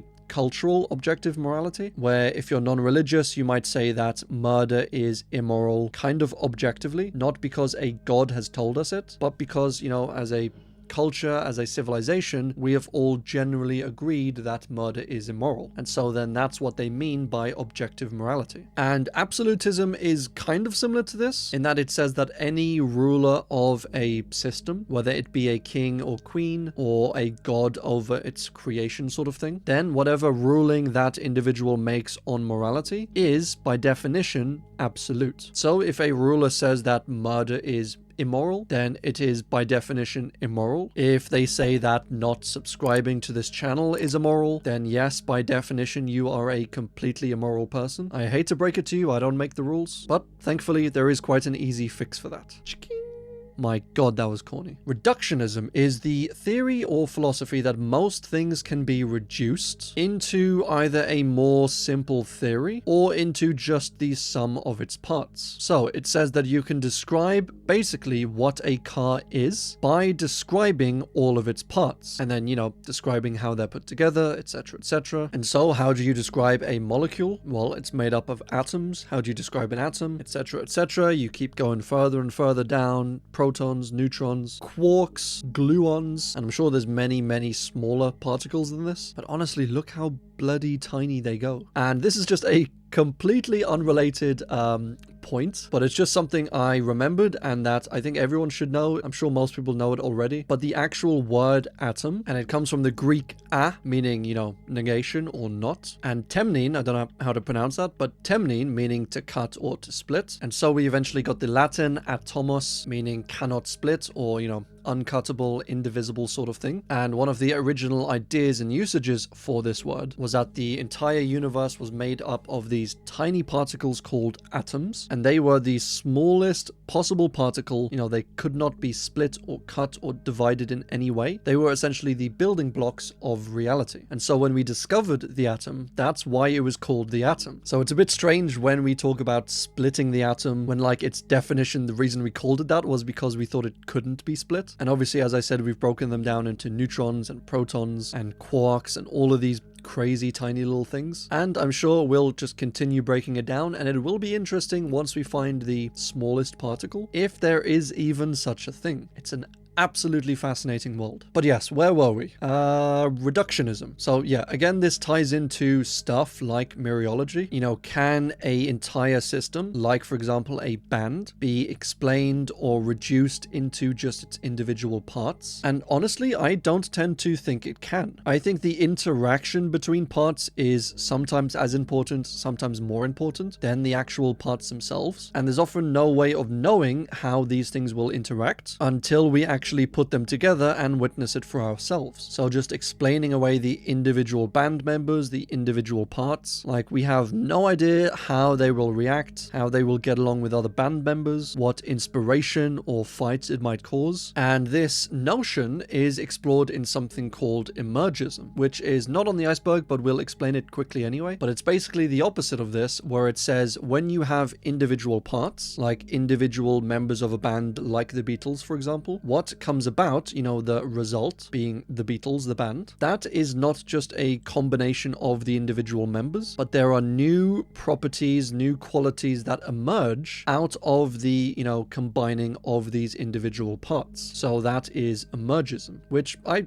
kind of agree with for the most part. And I think the philosophy of reductionism is sometimes confused with, you know, people get called reductionists as like a derogatory term. And that often means just someone who takes a really complicated issue and just reduces it to something meaningless. Like, what are we going to plan for holiday? You know, we have all of these problems, and then someone just says, you know, we'll just sort it out when we get there. It's like this overly simplified, reduced, if you will, solution to a quite complex problem. But that is another discussion for another day. Holism is basically what we just covered, Emergism, but with a little bit of a twist, I suppose. Like, they're both fairly similar in a way, but holism kind of focuses on the whole. And so, for example, if you have a card game, let's say, where you have to collect 3 of a kind in order to win, or 3 monsters of a certain color or something, and so the whole, or the end, being if you collect 3, you get 1 point. It's not like each card gives you a third of a point. You know, each card really gives you 0, but it's only when you have the whole collection, all 3, that this point emerges, and that's why it's similar to Emergism. But it's different to Emergism in that, I guess Emergism says that when you collect these separate parts, and when you put them together, something else emerges from that, and that's the 1 point that you get. Whereas Holism says that these individual parts are worth 0, but this collection is inherently worth 1, and so just by making that collection, you've gone from 3 individual items or objects to just 1 object,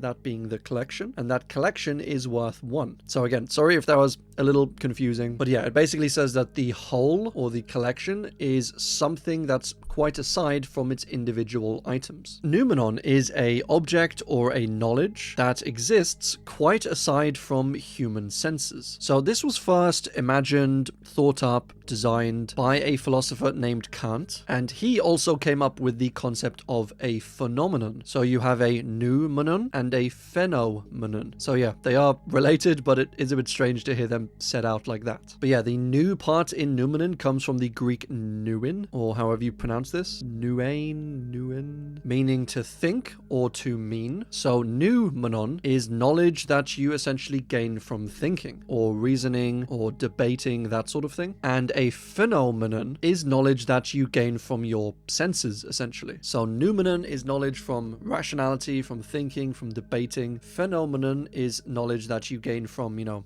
your sight or your smell. And so if there's a strange phenomenon that happened in the woods or in the kitchen, I know we use the word differently nowadays, but it kind of means like a strange phenomenon. Maybe there's a strange smell, or there is a strange light. You know, there's basically a strange encounter that is to do with your senses, which makes sense, but it is a little strange to think about it like that. Propositional calculus. So propositional calculus, or propositional logic, was a logic that was really first developed by a Stoic philosopher, Chrysippus, which we'll get a little bit into Stoicism further down in the iceberg. But this propositional logic was aside from something called syllogistic logic, which you might be familiar with. You know, all dogs are animals, Lassie is a dog, therefore Lassie is an animal. That is syllogistic logic. And while that uses syllogisms or terms, propositional logic uses propositions. Or more simply put, it tends to be written out more on a basic pure level. So instead of all dogs are animals, dogs are this, dogs are that, it would kind of break it down into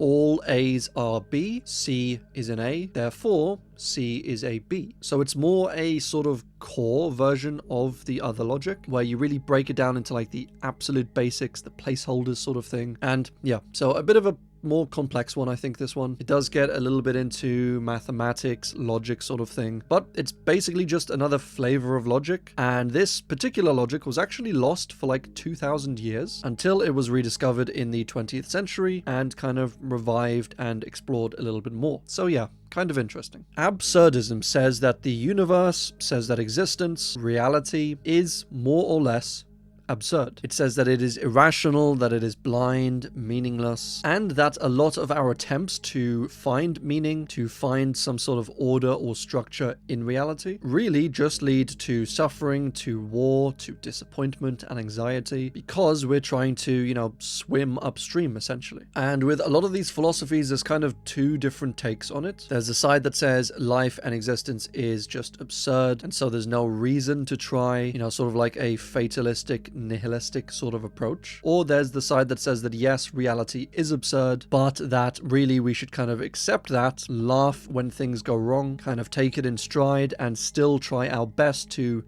put positivity and happiness out into the universe. Which, as you can probably tell, I like that approach a lot more. And I say this for people who maybe think that life is perhaps very absurd, and that there's no point in trying, and that you may as well just give up. No, never, ever give up. Never. You can do anything you put your mind to, but that won't happen if you give up. And that is a public service announcement by Connor. Determinism is the philosophy or belief in life that everything you do is determined. Whether that is religious determinism, so everything you do in life has been planned out by God, or something like scientific determinism, which says that free will basically doesn't exist. Every decision you make or will make has already been determined just by the exact placement of atoms and particles in the universe. And so it's the idea of like when you shuffle a deck of cards, at the exact moment they are done shuffling, the entire deck order is already determined. But it just seems random. We don't know what cards are going to come up. It seems like it's happening in real time. And so you could argue that if you knew all the exact placement of atoms and particles in the dealer's body and in the entire universe, and you knew super advanced knowledge of how they worked, then you should be able to determine how the next deck of cards would be shuffled. And so the order of this deck of cards wouldn't only have been determined when the shuffling was done, but it would have been determined when the last shuffle was done. Because if we know all the information, then we know exactly how he's going to shuffle it, and so we should be able to figure out the order. And so you keep tracing that back and back and back, where okay, as soon as playing cards were invented, with enough hyper advanced maths, we should be able to figure out the order of every single deck of cards ever, and by extension the entire universe, everyone's actions and decisions. And that is what essentially determinism believes, or at least scientific determinism. So it's an interesting one for sure. I think even if it makes logical sense, I personally would tend to stay away from it. I wouldn't believe it, because as I've said, I don't like these deterministic kind of fatalistic philosophies, whereby believing in it you are reinforcing the idea that you are helpless, that you can't change the future, that you can't make any improvements or anything like that. And I don't tend to go for those sorts of things. Nihilism is a viewpoint or philosophy that comes from the Latin nihil, meaning nothing. And so it basically says that life is nothing, life is meaningless, life is empty, pointless, purposeless, and again,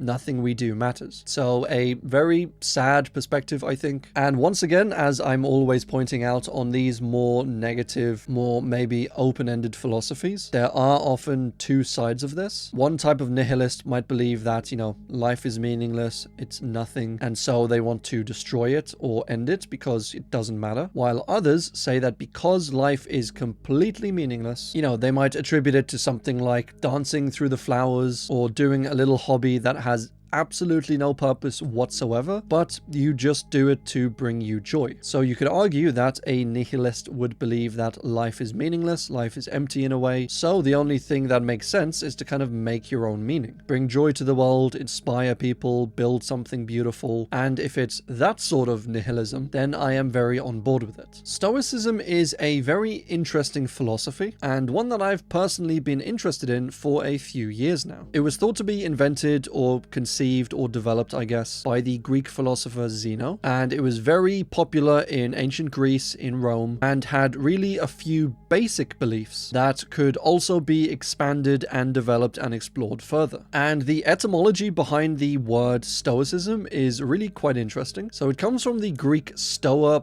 poikile, or poikile. I'm not too sure how to pronounce ancient Greek, but this translated more or less into painted porch. And that is because around the time that it was being developed, Zeno and all of his, followers, for lack of a better word, would gather around this area in Athens with like this painted floor sort of area. And they would go there, they would meet up, they would discuss ideas, they would throw about, philosophical concepts. And while originally they considered naming this philosophy Zenoism, after obviously its creator and founder Zeno, they decided against that because they didn't want it to be like a cult of personality, a philosophy of personality sort of thing, based on one guy, on worshipping this guy. And so they decided to name it after the area they all met up in, the Stoa, and so it became known as Stoicism. So yeah, I thought that was a pretty cool little story. So the Stoics basically believed that in order to achieve eudaimonia, which is a Greek word meaning roughly happiness, life purpose, meaning sort of thing. In order to achieve that, we needed to follow or adhere to 4 key principles, or as they put it, the 4 key virtues. And these were wisdom, courage, temperance or moderation, and justice. Wisdom is, I think, pretty obvious. Gain knowledge, gain experience, develop your ideas. As Tyrion put it, sharpen the blade of his mind. Courage is fairly obvious as well. Do the right thing, stand up for what you believe is right. Moderation or temperance basically being don't cave in too much to your, urges. So don't overly indulge in coitus, don't overly indulge in food or drink or any of these activities. Have some level of moderation. And justice, which kind of ties back into courage, punishing people and standing up for what is right when other people are in the wrong, not cowering, not giving up your, morals or beliefs. And it was with these that following these, virtues, one would lead a life that would result in eudaimonia. They also tried to live in accordance with nature, and what they meant by nature wasn't just, leaves and trees and living out in the forest sort of thing, but they saw kind of, as we touched on, the absurdity of life with Absurdism. They saw that as part of nature. They saw death and life as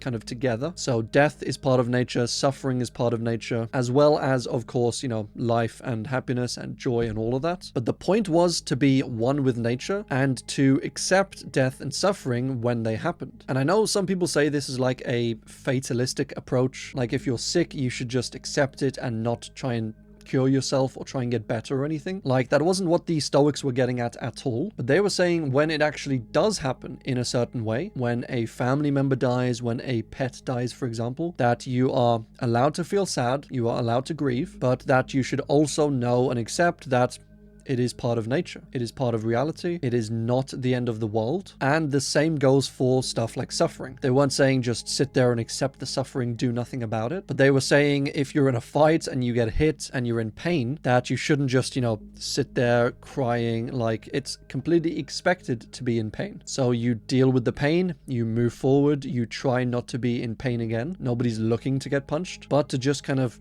tie in your emotions and be more in control of yourself. And again, all of this comes back down to moderation, to temperance. So I know Stoics sometimes get a bad rap for like having no emotions, for just being a stone wall, a statue sort of thing that never feels sadness or happiness or anything. But they're not saying that. They're saying moderation. So again, you're allowed to be sad, you're allowed to even cry, you're allowed to feel worried, you're allowed to feel all of the emotions whatsoever, but you should feel them in moderation. You shouldn't feel so sad, so anxious that it ends up ruining your life, that you end up never leaving the house. You feel it in moderation, you feel it the appropriate amount, and then you work towards solving the problem, to fixing it, and to living the rest of your life, which I think is a fairly logical stance. And as I said, I absolutely love this philosophy. I could probably talk about it for hours. Maybe we do a Stoicism discussion stream, which that'll probably be pretty boring actually, but it would be fun. But yeah, a super cool philosophy that was quite well adopted by a Roman emperor, Marcus Aurelius, who was, for a man that had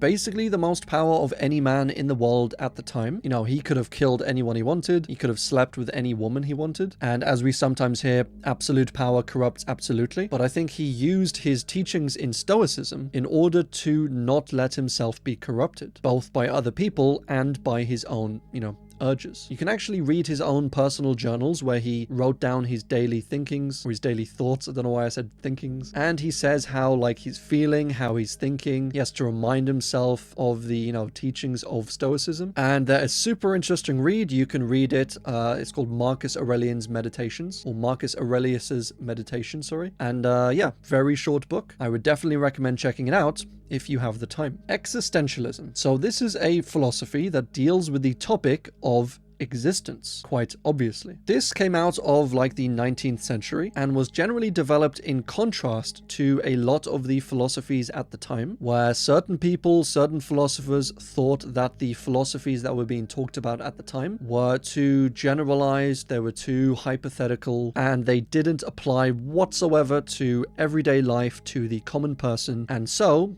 existentialism came about. Naturally, it focuses more on personal freedoms, personal decisions, responsibilities in life, your day-to-day moral choices that you might make. So it was meant to be a little more specific, a little more, useful and practical than the super learned philosophies that were bouncing around at the time. And yeah, hypothetical philosophies are kind of sometimes fun to talk about and discuss, but I can totally understand why a practical, applicable one might be a little more useful and accessible. Tier 5, egoism. So this is the philosophy that deals with the topic of the ego, or the self. Now, some versions of this belief are what are called descriptive, or descriptive if you pronounce it properly, where they basically just describe the status quo and say that generally people act within their own self-interests, they act to better themselves. That's just typically what, animals do, what humans do. And then there's the proscriptive side, which kind of preaches that this is the proper way to be, that we should be acting in our own self-interest, that is the moral or ethical thing to do. And so there's a little bit of a divide on this. They're not really against each other, they're just different ways of looking at it. And as long as I'm going on tangents for this iceberg, I think this whole egoism ties into something interesting in Buddhism, which is the idea that you basically always do what you want anyway. Like, let's say if you want to go really fast on a road, say, but the speed limit is 50 miles an hour. Either you break that speed limit and that's what you want to do, or you slow down and go at the speed limit, in which case that is also what you want to do. Because, you have the choice, so you're always going to do what you want to do. And then you can say, well, really, I want to go faster, but it's not just all in a vacuum. Like, if you do go faster, you might get arrested, you might put yourself in danger, you might get a fine or something, and you don't want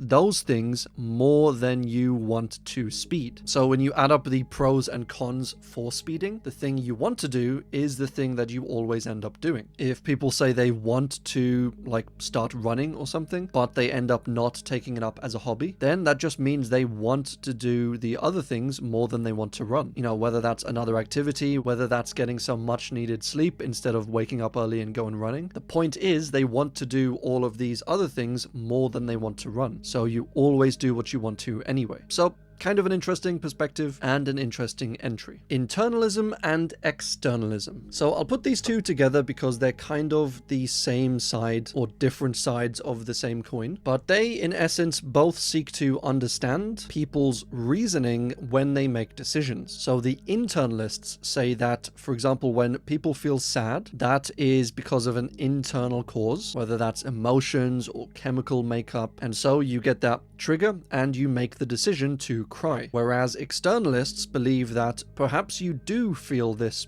trigger, this urge to cry, but maybe you want to appear strong for your family, or you're embarrassed by it or something like that, and so you choose not to cry, and that is based on external factors. So it's this kind of divide between external, internal, and what has more influence over an individual's actions. And yeah, it's a fairly interesting discussion. Non-classical logic. So these are a bunch of logics that don't really tie in or conform to the more traditional, more classical logic. logics, and some of these classic logics we covered earlier, being propositional logic or syllogistic logic. And these more classical forms of logic often work with binaries. So something is often either true or it's not true, it's good or it's bad, it is or it is not. Whereas a bunch of these non-classical logics try to often, but not always, but fairly often try to expand this logic. So it's not as limited, you could say, as classical traditional logic. One example for this would be the many-valued logic. So instead of something being true or not true, you might have options similar to you get like in a survey or something. So, strongly agree, somewhat agree, neutral, somewhat disagree, strongly disagree. So it doesn't just have two truth values, true or false. You can have basically like an entire range. Or you can have many different options for truth. So something might either be true, false, unknown, or unknowable, vague, unsure. So we have a few different categories that we can put things into. And I think I can absolutely see the values for each of these systems. I think the more traditional, more classical ones deal with the, first principle sort of stuff, the absolute truths that we know, and we have to be incredibly sure and certain of those, which is why it's such a binary of, true or false. But I guess the non-classical ones deal more with practical truths, where they might be more on the surface level, they might be more accessible or, more easily discussed between people. So in my eyes, they're both pretty cool, both pretty useful for different things, and I think we should embrace logic and arguments of all shapes and sizes. Does watermelon belong on a pizza? Who knows? Maybe it's unknowable, the answer to that question, but that is a discussion, maybe a violent discussion for another day. Contractualism basically states that morality or cohesion within a society essentially comes from contracts. So the contracts you make with yourself, that you make with your family, that you make with other people, and that you make with the government. Basically saying that it is moral and ethical to keep your contracts, so that's keep your legal contracts, keep your promises, keep your word, and that when these things are broken in whatever context, they become immoral. So a pretty basic one, I think, that while it's not all-encompassing, I think does make a valid point of contracts are important, promises are important. Otherwise, they're not really contracts or promises, they're just like words, they're just sounds. And yeah, keep your promises, people. Tier 6, foundationalism. So this involves the idea that belief or ideas like in your mind form essentially a pyramid of ideas. So you have your essential beliefs, your essential ideas and knowledge at the bottom, and these have been acquired by the environment, by thinking, by logic, by debate, and these are like the first-hand beliefs. And then you have others above your core beliefs, and these can be gathered and created by stuff like pure logic, and the pure logic works off your foundational beliefs. So it says that yes, you need to say visibly see something, to experience stuff firsthand in the world, and this informs your foundational beliefs. But then you can develop other ideas, other beliefs based purely on, theoretical expansion of your current beliefs. So for instance, if you believe that your friend never lies, and that is a foundational belief, they have never lied in their life, maybe they're not physically capable of lying, then if that friend told you that they saw a flying cat this morning, then that would be a belief that you haven't seen yourself, but you've extrapolated that your friend never lies, they have said something, therefore it can't be a lie, therefore it must be true. And that would be a belief that you put on top of your foundational beliefs. Now, you don't have to go all the way and say that there was a flying cat there. You can say that you believe that they believe wholeheartedly that they saw a flying cat, and that would mean that they are not lying, they believe they saw one, but it doesn't mean that you need to believe yourself that there was a flying cat there. Like maybe they were hallucinating, maybe it was a delusion or a trick, but that is the general concept that we can basically derive ideas or beliefs from a set of core beliefs. Coherentism is the philosophy that says, and this is kind of related to foundationalism, but if we use the previous example, your friend never lies, and he saw a flying cat, then this claim claim, this belief of, flying cat, it wouldn't cohere with the rest of your beliefs. That being basically cats can't fly. So based on the fact that it doesn't cohere, then you wouldn't believe this claim. So a tiny bit complex between these two beliefs. I personally tend to think it lies somewhere in the middle, in that yes, we should typically look for beliefs that we, already believe, or beliefs that cohere with our general worldview already. So if we know dragons don't exist and someone says they saw a dragon, the default position should be to not believe that. But if they say they saw a dog, that is completely coherent with our worldview, and so we wouldn't need to put any, pressure on that person to prove that they saw a dog. So that part of it is fine. But also we should, I think, be open to changing our core beliefs. Just because a claim or something or a belief doesn't cohere with the current set of beliefs we have, it doesn't mean that we should just, shut it down completely outright, because we should still be open to debate, to discussion, to further evidence, and to eventually, maybe, potentially,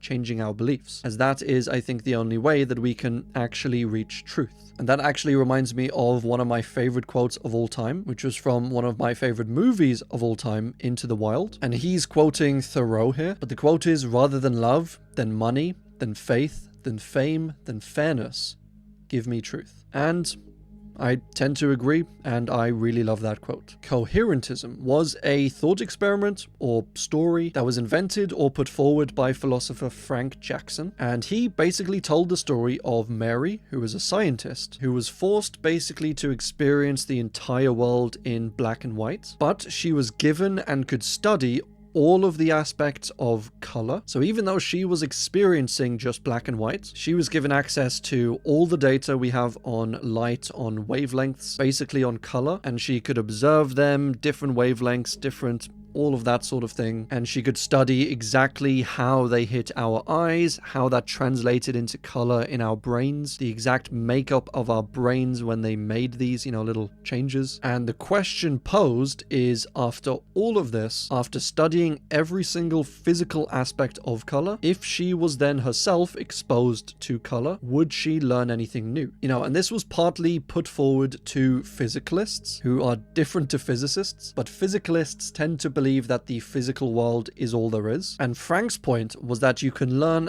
absolutely everything there is in the physical world. He used color and light here as an example. But then eventually when you're exposed to the color, it is a completely new experience. And so that new experience must be something aside from the physical world. Otherwise you would have learnt about it and experienced it just from sheer study. So it's an interesting entry, I think, an interesting argument. And it should be noted that Frank later actually identified as a physicalist and said that he, no longer accepts the argument that he made with Mary's room, but he still feels that it's a good example and it should be put forward to all physicalists to, double check their work sort of thing and to make them think outside the box. So there you go. The Chinese room is another thought experiment, this time involving AI. The question is, can genuine AI actually exist? Or is it just super advanced computers that don't actually have a consciousness or mind? So the story goes like this. If you have an AI that has been programmed so intelligently that it is able to basically speak with another Chinese person, and that Chinese person is unable to tell whether this computer is a computer or, whether it's just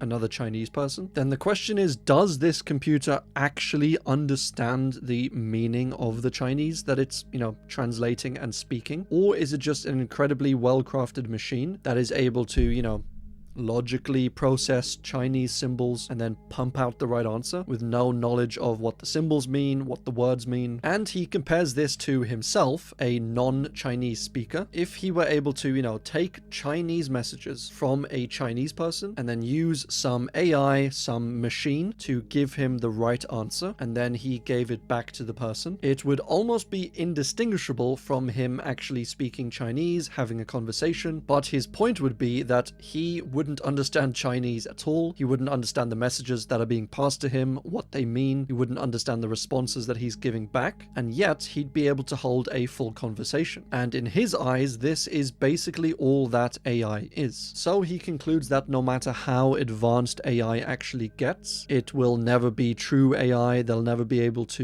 develop another consciousness. And that is one argument. Another somewhat terrifying argument is that humans are just AI. Like, not that our minds are necessarily built by anyone or not built by anyone, but just kind of the question of what understanding really is. Like, if a machine is able to take a message, understand it in a machine way, and know what the correct response might be, and then just put that response out there, is that really any different to the way humans do it? When you break down the neurons in our brains, maybe we are just, meat machines pumping out the right answer for whatever emotion or point we want to get across. Tier 7, Danto's red squares. So this is a thought experiment proposed by a man named Arthur Danto that delves into the definition, I guess, and perception of art. So the idea is you go into a art gallery, and on the wall there are 5 pieces of art, and these pieces of art are all 5 completely identical red squares. Now, 4 of them are deliberate works of art, and they're all named quite appropriately. One is called like the Red Sea, one is called,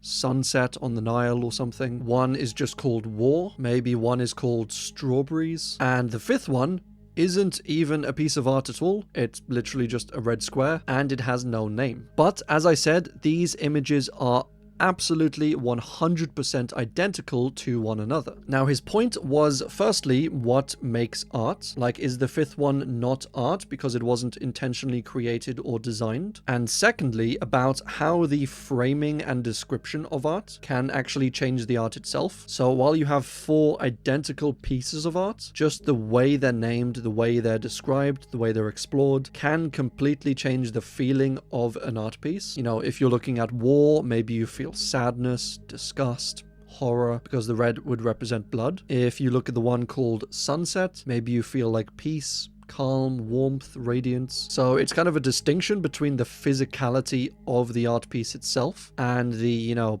mental description of it, the discussions around it, which can themselves have massive impacts into how the art is perceived. So definitely an interesting one, and it did remind me a little bit of modern art, just having a plain red square and calling that art. Like, goddamn, I hate modern art. Laplace's Demon is kind of a thought experiment, but it's also kind of a statement, an article sort of thing. And in it, Pierre-Simon Laplace basically explores the idea of someone. In this case, the someone is a demon for some reason. But he says that if this demon knew the exact placement of every atom, every particle, every single thing in the entire universe, that he would be able to calculate every single thing going forward and going backwards in time. So with advanced enough calculations, he could, tell exactly where you were last week, just based on this like reverse prediction, and also where you would be next week. And this, I guess, comes down to something like scientific fatalism or scientific determinism. And there are obviously some arguments against this. One being that the physical world isn't the only world that exists. So you have like the spiritual world, the divine from like God or heaven or that sort of thing. And so just by measuring the physical world, it wouldn't tell you exactly everything that's going to happen. There's also the actual physical argument for this that says that even in the physical world on the quantum level, there are like truly random variations,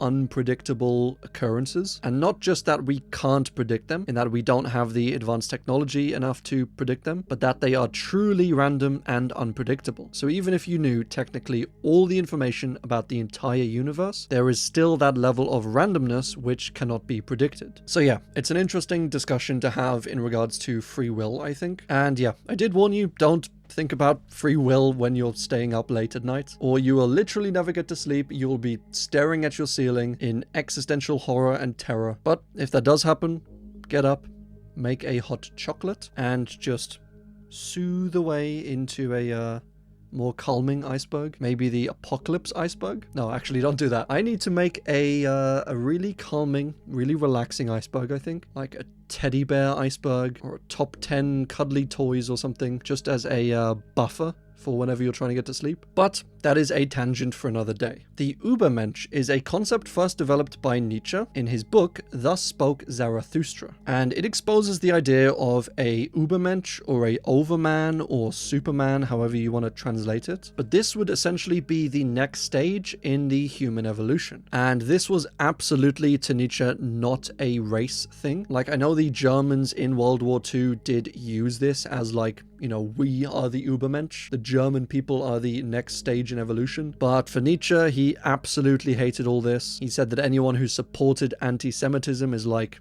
the worst person possible. And it is quite commonly known that it was actually his sister who was an anti-Semite, who took a lot of his teachings and his writings after his death and basically interpreted them, let certain parts out, and spoke on behalf of her dead brother. And this often gave the perception of Nietzsche being, an anti-Semite. But he wasn't, and he was a pretty cool dude. But anyway, his idea was basically that mankind had become stagnant in a way.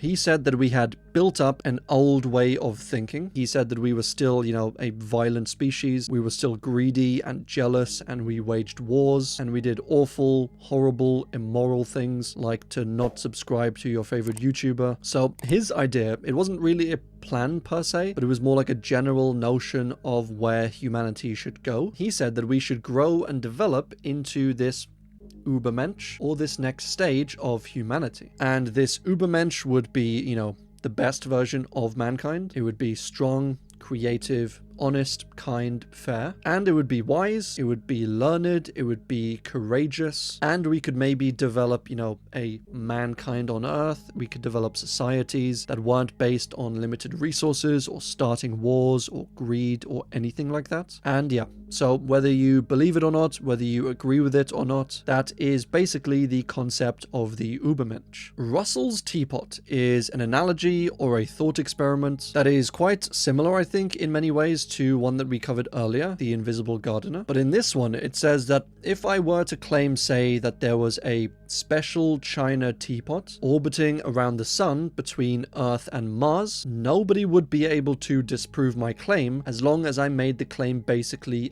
undisprovable. So it goes, if I said that the teapot was so small that you couldn't see it even with a telescope, that maybe it was made of a material that absorbed all, light or lasers or something, so we could never detect it with lasers or with light or with any physical thing. If you made this claim, then you basically couldn't disprove his claim of the teapot. And so this was basically made as a way of saying, look, if you make a claim, firstly, it can't be a undisprovable claim, and secondly, it is on you to prove the veracity and truth of your claim, which is often called the burden of proof. So you can't say, well, you can't prove that this teapot doesn't exist, so, therefore it exists. The burden of proof would be on you in this instance to actually put forward proof that this teapot exists, and the default stance to take would be to not believe in it. So yeah, that's about it. A fairly simple one, a fairly logical one, I think. And it's a key analogy, a key story when it comes to, I think, discussing all things philosophical. Mereological nihilism. So we've discussed nihilism,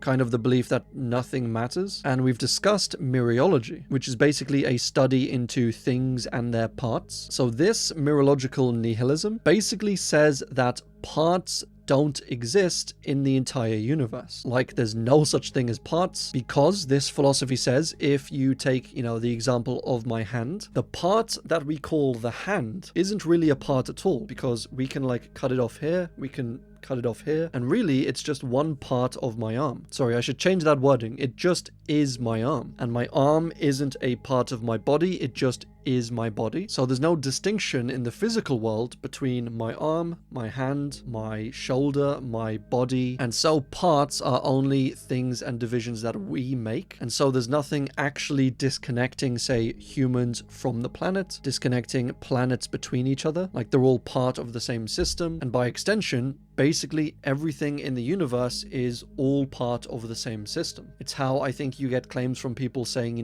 we're all the universe. And I think that's the general general idea of it. It is a super interesting take, at least to me, because I think we sometimes lose sight of the fact that things don't come in parts. Like with the arm example, there's no dividing line in our body, really. It's just we as humans, we like to typically divide things up. We like to put things into boxes and categories. So really, you can imagine every single category of everything, every single type, every single division really doesn't exist, and it's all just made up by humans. And yeah, as I said, it is a little wild to think about that. Theodicy is a philosophy or argument or attempt to justify evil in the world in regards to God. So it doesn't say that evil is good, because obviously it's evil, but all throughout history the problem of evil arose in regards to God, being that why does God allow evil things to happen? If he is all good, if he is all powerful, then he should be able to stop evil, but it clearly still exists, so what the hell? And a theodicy is an attempt basically to answer this question. And this is a little complex of a topic to explore, I think, because as we discussed in moral relativism, the concept of evil, what things are seen as evil,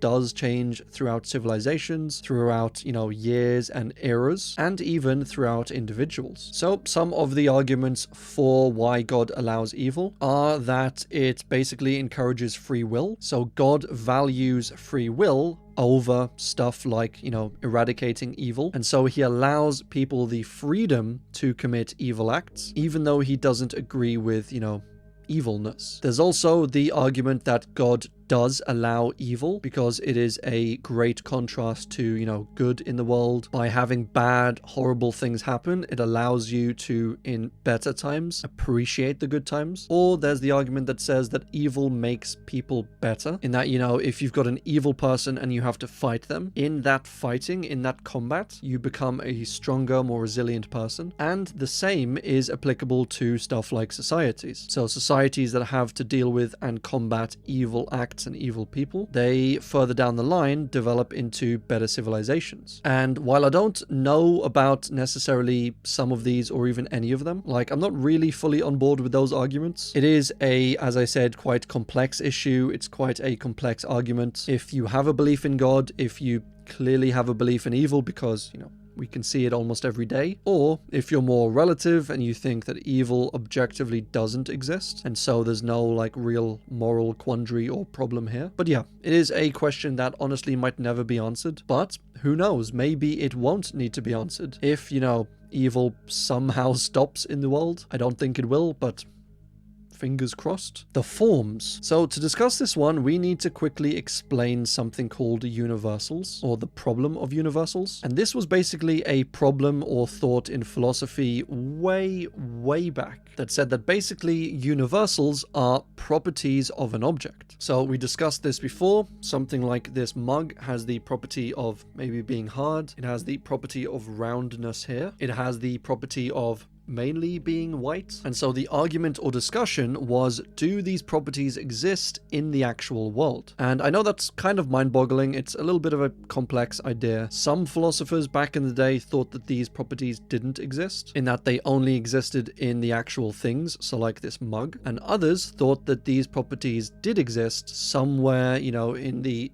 ether sort of thing, and that everything else was just embodying these properties. Plato, who is a philosopher that we covered earlier, he partly tried to explain or solve this problem with something called the theory of forms. And he said that forms existed quite aside from physical objects. So take a triangle, for example. Plato argued that the form triangle, so the perfect hypothetical triangle, that this existed somewhere in another realm, in its own realm, something like that, and that all physical triangles are just imperfect representations of this perfect triangle. So no matter how well you draw it, no matter how, you build the triangle, it will always be slightly imperfect. And that is because nothing can ever be the same quality as these forms. And this goes for all attributes, so round, so colors. And so this was basically his solution. And in regards to the problem of universals, he solved it by saying that yes, universals do exist, and they exist in these forms. And all physical things basically just are imitations of forms. When your mum says we have forms at home and this is the form she's talking about. Yeah, that was basically Plato's argument. Definitely an interesting theory. It was proposed over 2,000 years ago. So, you have to cut them a little bit of slack, I think. Back then, it was crazy. It was like the Wild West of philosophical ideas and even stuff like scientific ideas. A lot of the theories they had back then, we can read now and be like, that was absolutely loopy, but they had a lot less evidence, if not none, to work with, and they were just often firing out ideas, and the ones that actually worked ended up sticking. So yeah, can't blame them for that. It is kind of a cool notion, but I don't know if it fully makes sense in today's world. Gödel's incompleteness theorems. So Kurt Gödel was this mathematician, philosopher, logician who lived in the 20th century. And I do apologize, but this entry might get a little bit complex, so hold on tight. But in the simplest sense, words and statements, for example, can contain paradoxes, such as the famous "this statement is false," because if it's false, that would mean that it's not true, which would mean that it is true. And if it's not true, then the statement becomes false, and then it becomes true, and it's just a massive mind-boggling paradox. But one of the reasons that phrases and sentences, etc., can contain paradoxes is that they can mention and reference themselves as their, speaking or making a statement. So this sentence is false. You're having the conclusion of the sentence by, the sentence existing, but you're also making a statement about the sentence by using the word this. So that's basically how paradoxes come about. But numbers, equations, that sort of thing, they don't really ever reference themselves, and so it's impossible to write paradoxes within equations. That was until Gödel basically figured out a way. And he did this by basically converting every number and every symbol in an equation into its own string of numbers, and then he could chain together these strings of numbers to represent words or sentences, and so he could basically write a sentence from a mathematical equation. And again, you don't need to follow along with this because it is a little complex, it is a little hard to kind of wrap your head around, but that's basically what he did, and he was able to create paradoxes with mathematics, and from this he was able to prove basically that some problems were unprovable. So there was a bunch of mathematical problems before Gödel where people didn't know if these problems were unprovable or if they just weren't proven yet. So naturally there was loads of people working on these problems. There was people that had dedicated almost their entire lives to solving some of these problems, and Gödel basically found a way to prove that these were unprovable. So he proved that a bunch of these were not solvable, and so the people who were working on them, trying to solve them, had basically wasted their entire lives. Now this, naturally, as you might understand, completely shook up the whole world of mathematics, and there were people saying that what he was doing wasn't legitimate, he was, making it up, and you weren't able to prove that things could be not provable. But eventually they kind of all had to admit that, yes, it was,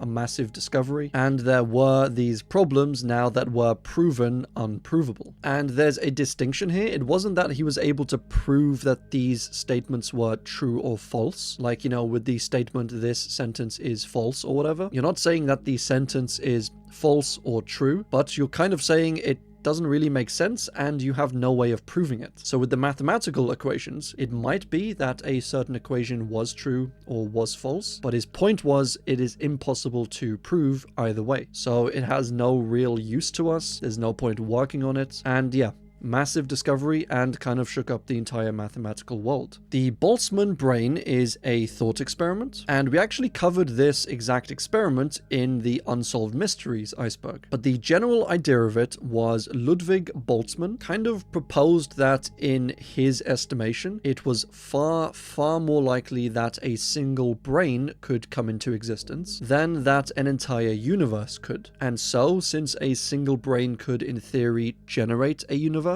like, the idea with solipsism, where it's easier for a brain to generate the perception of a universe than for an entire universe to actually spawn. That is basically the argument. So it was some form of solipsism, I guess, some form of simulation theory, where he said it's far more likely that we're all living inside of a brain, as a neuron firing off, as an imagination sort of thing, than that we are all living in a universe. So yeah, it's a bit of a wild thought, bit of a terrifying thought if I'm honest. But as I said, I wouldn't spend too long on it if I were you. You don't need to make yourself scared or worried or panicky, especially late at night, because I think, it's not very likely and there's nothing we can do about it anyway. For the 8th tier, we have unsolvable problems and uncomputable numbers. So this refers to something called an undecidable problem, which is a mathematical or logical problem that it is impossible to write a computer program to solve it. And there is a whole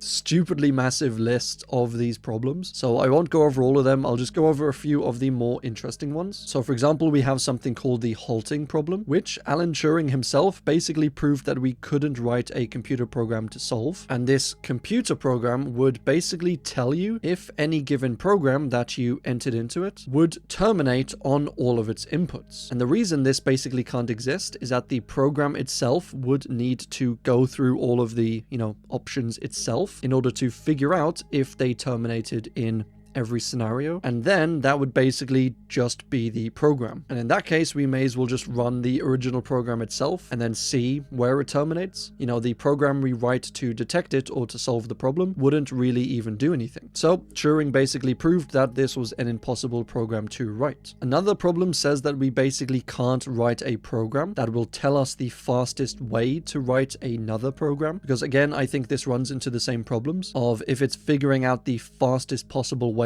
to write a program, then it would need to almost go through every single iteration to make sure there's not a faster way. And firstly, that might be impossible because there might be infinite iterations. And secondly, if it's going through all of the iterations in existence, then we may as well just do that ourselves. It's a little more complex than that, but I've tried to simplify it as much as I can and just get the general vibe, the gist of it. Nietzsche's eternal return. So the idea of an eternal return is basically that the universe and existence and reality, etc., is on this big, huge loop, essentially, and that everything that's happening now will happen in the next iteration or the next return of reality in basically the exact same way. And this idea was generally quite big in many cultures, in many beliefs throughout history, from religious beliefs to even philosophical beliefs, like the Stoics, for example. But the early Christians and Christian scholars, for example, didn't really like this idea because they had the idea of,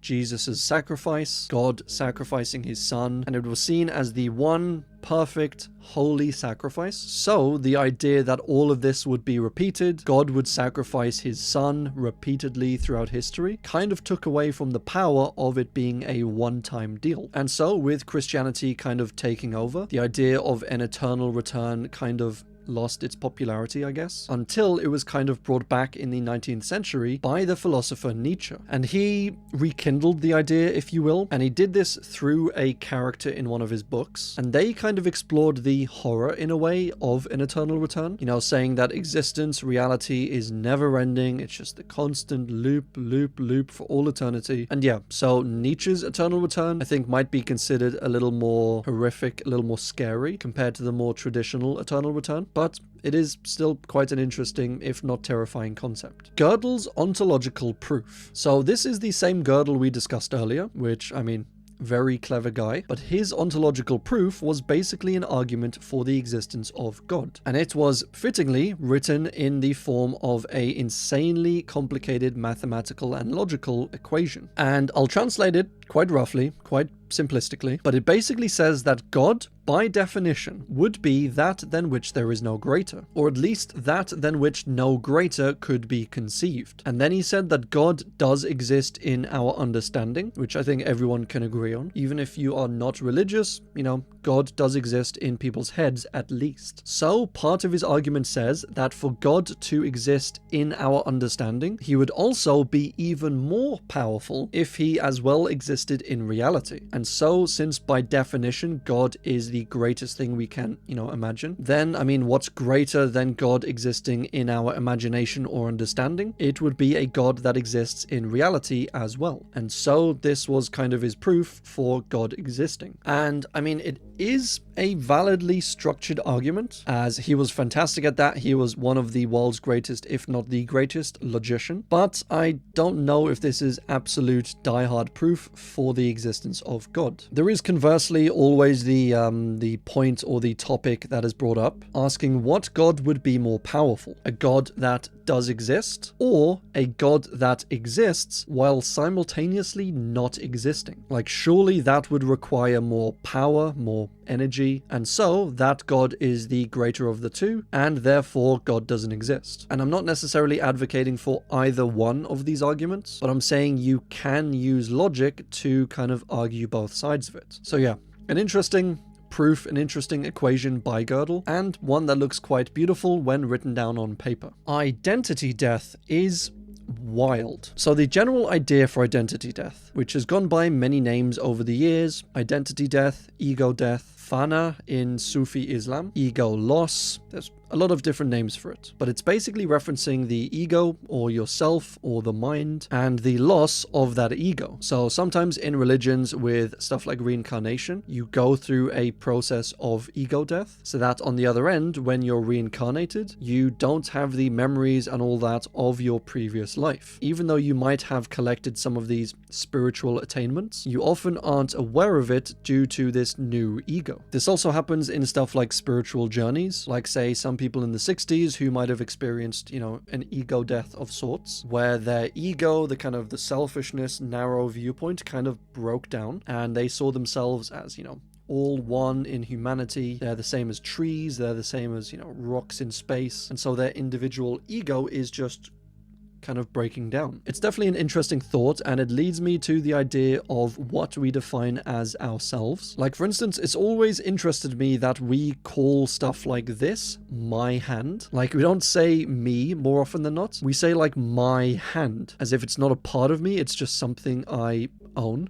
This is my cup, which isn't attached to me whatsoever, but also this is my hand. You also say stuff like my body, which is strange because if the body isn't you, then what even are we? It's like the words we use kind of paint the picture of where this thing, this spirit or whatever, inside the body, and the body is some sort of like power armor, I guess, that we just drive around, which might very well be the case, but it is definitely one of the more interesting things to think about, to look at words more closely. And yeah, ego death, loss of the ego, all super interesting stuff. The existence of hypercomputation. So this is basically the concept, the notion of supercomputers. And we touched on the idea of computable and non-computable problems, like for example, the halting problem. And this theory of hypercomputation is basically the theory that says that these things can be solved, but only through the existence of hypercomputers. So again, it is thought that these programs cannot exist, they cannot be written, that computers that can perform these cannot exist. So it's a bit of a theoretical, not even that, more like fanciful theory that says that imagine these hypercomputers did exist and were capable of doing all of these seemingly impossible equations. And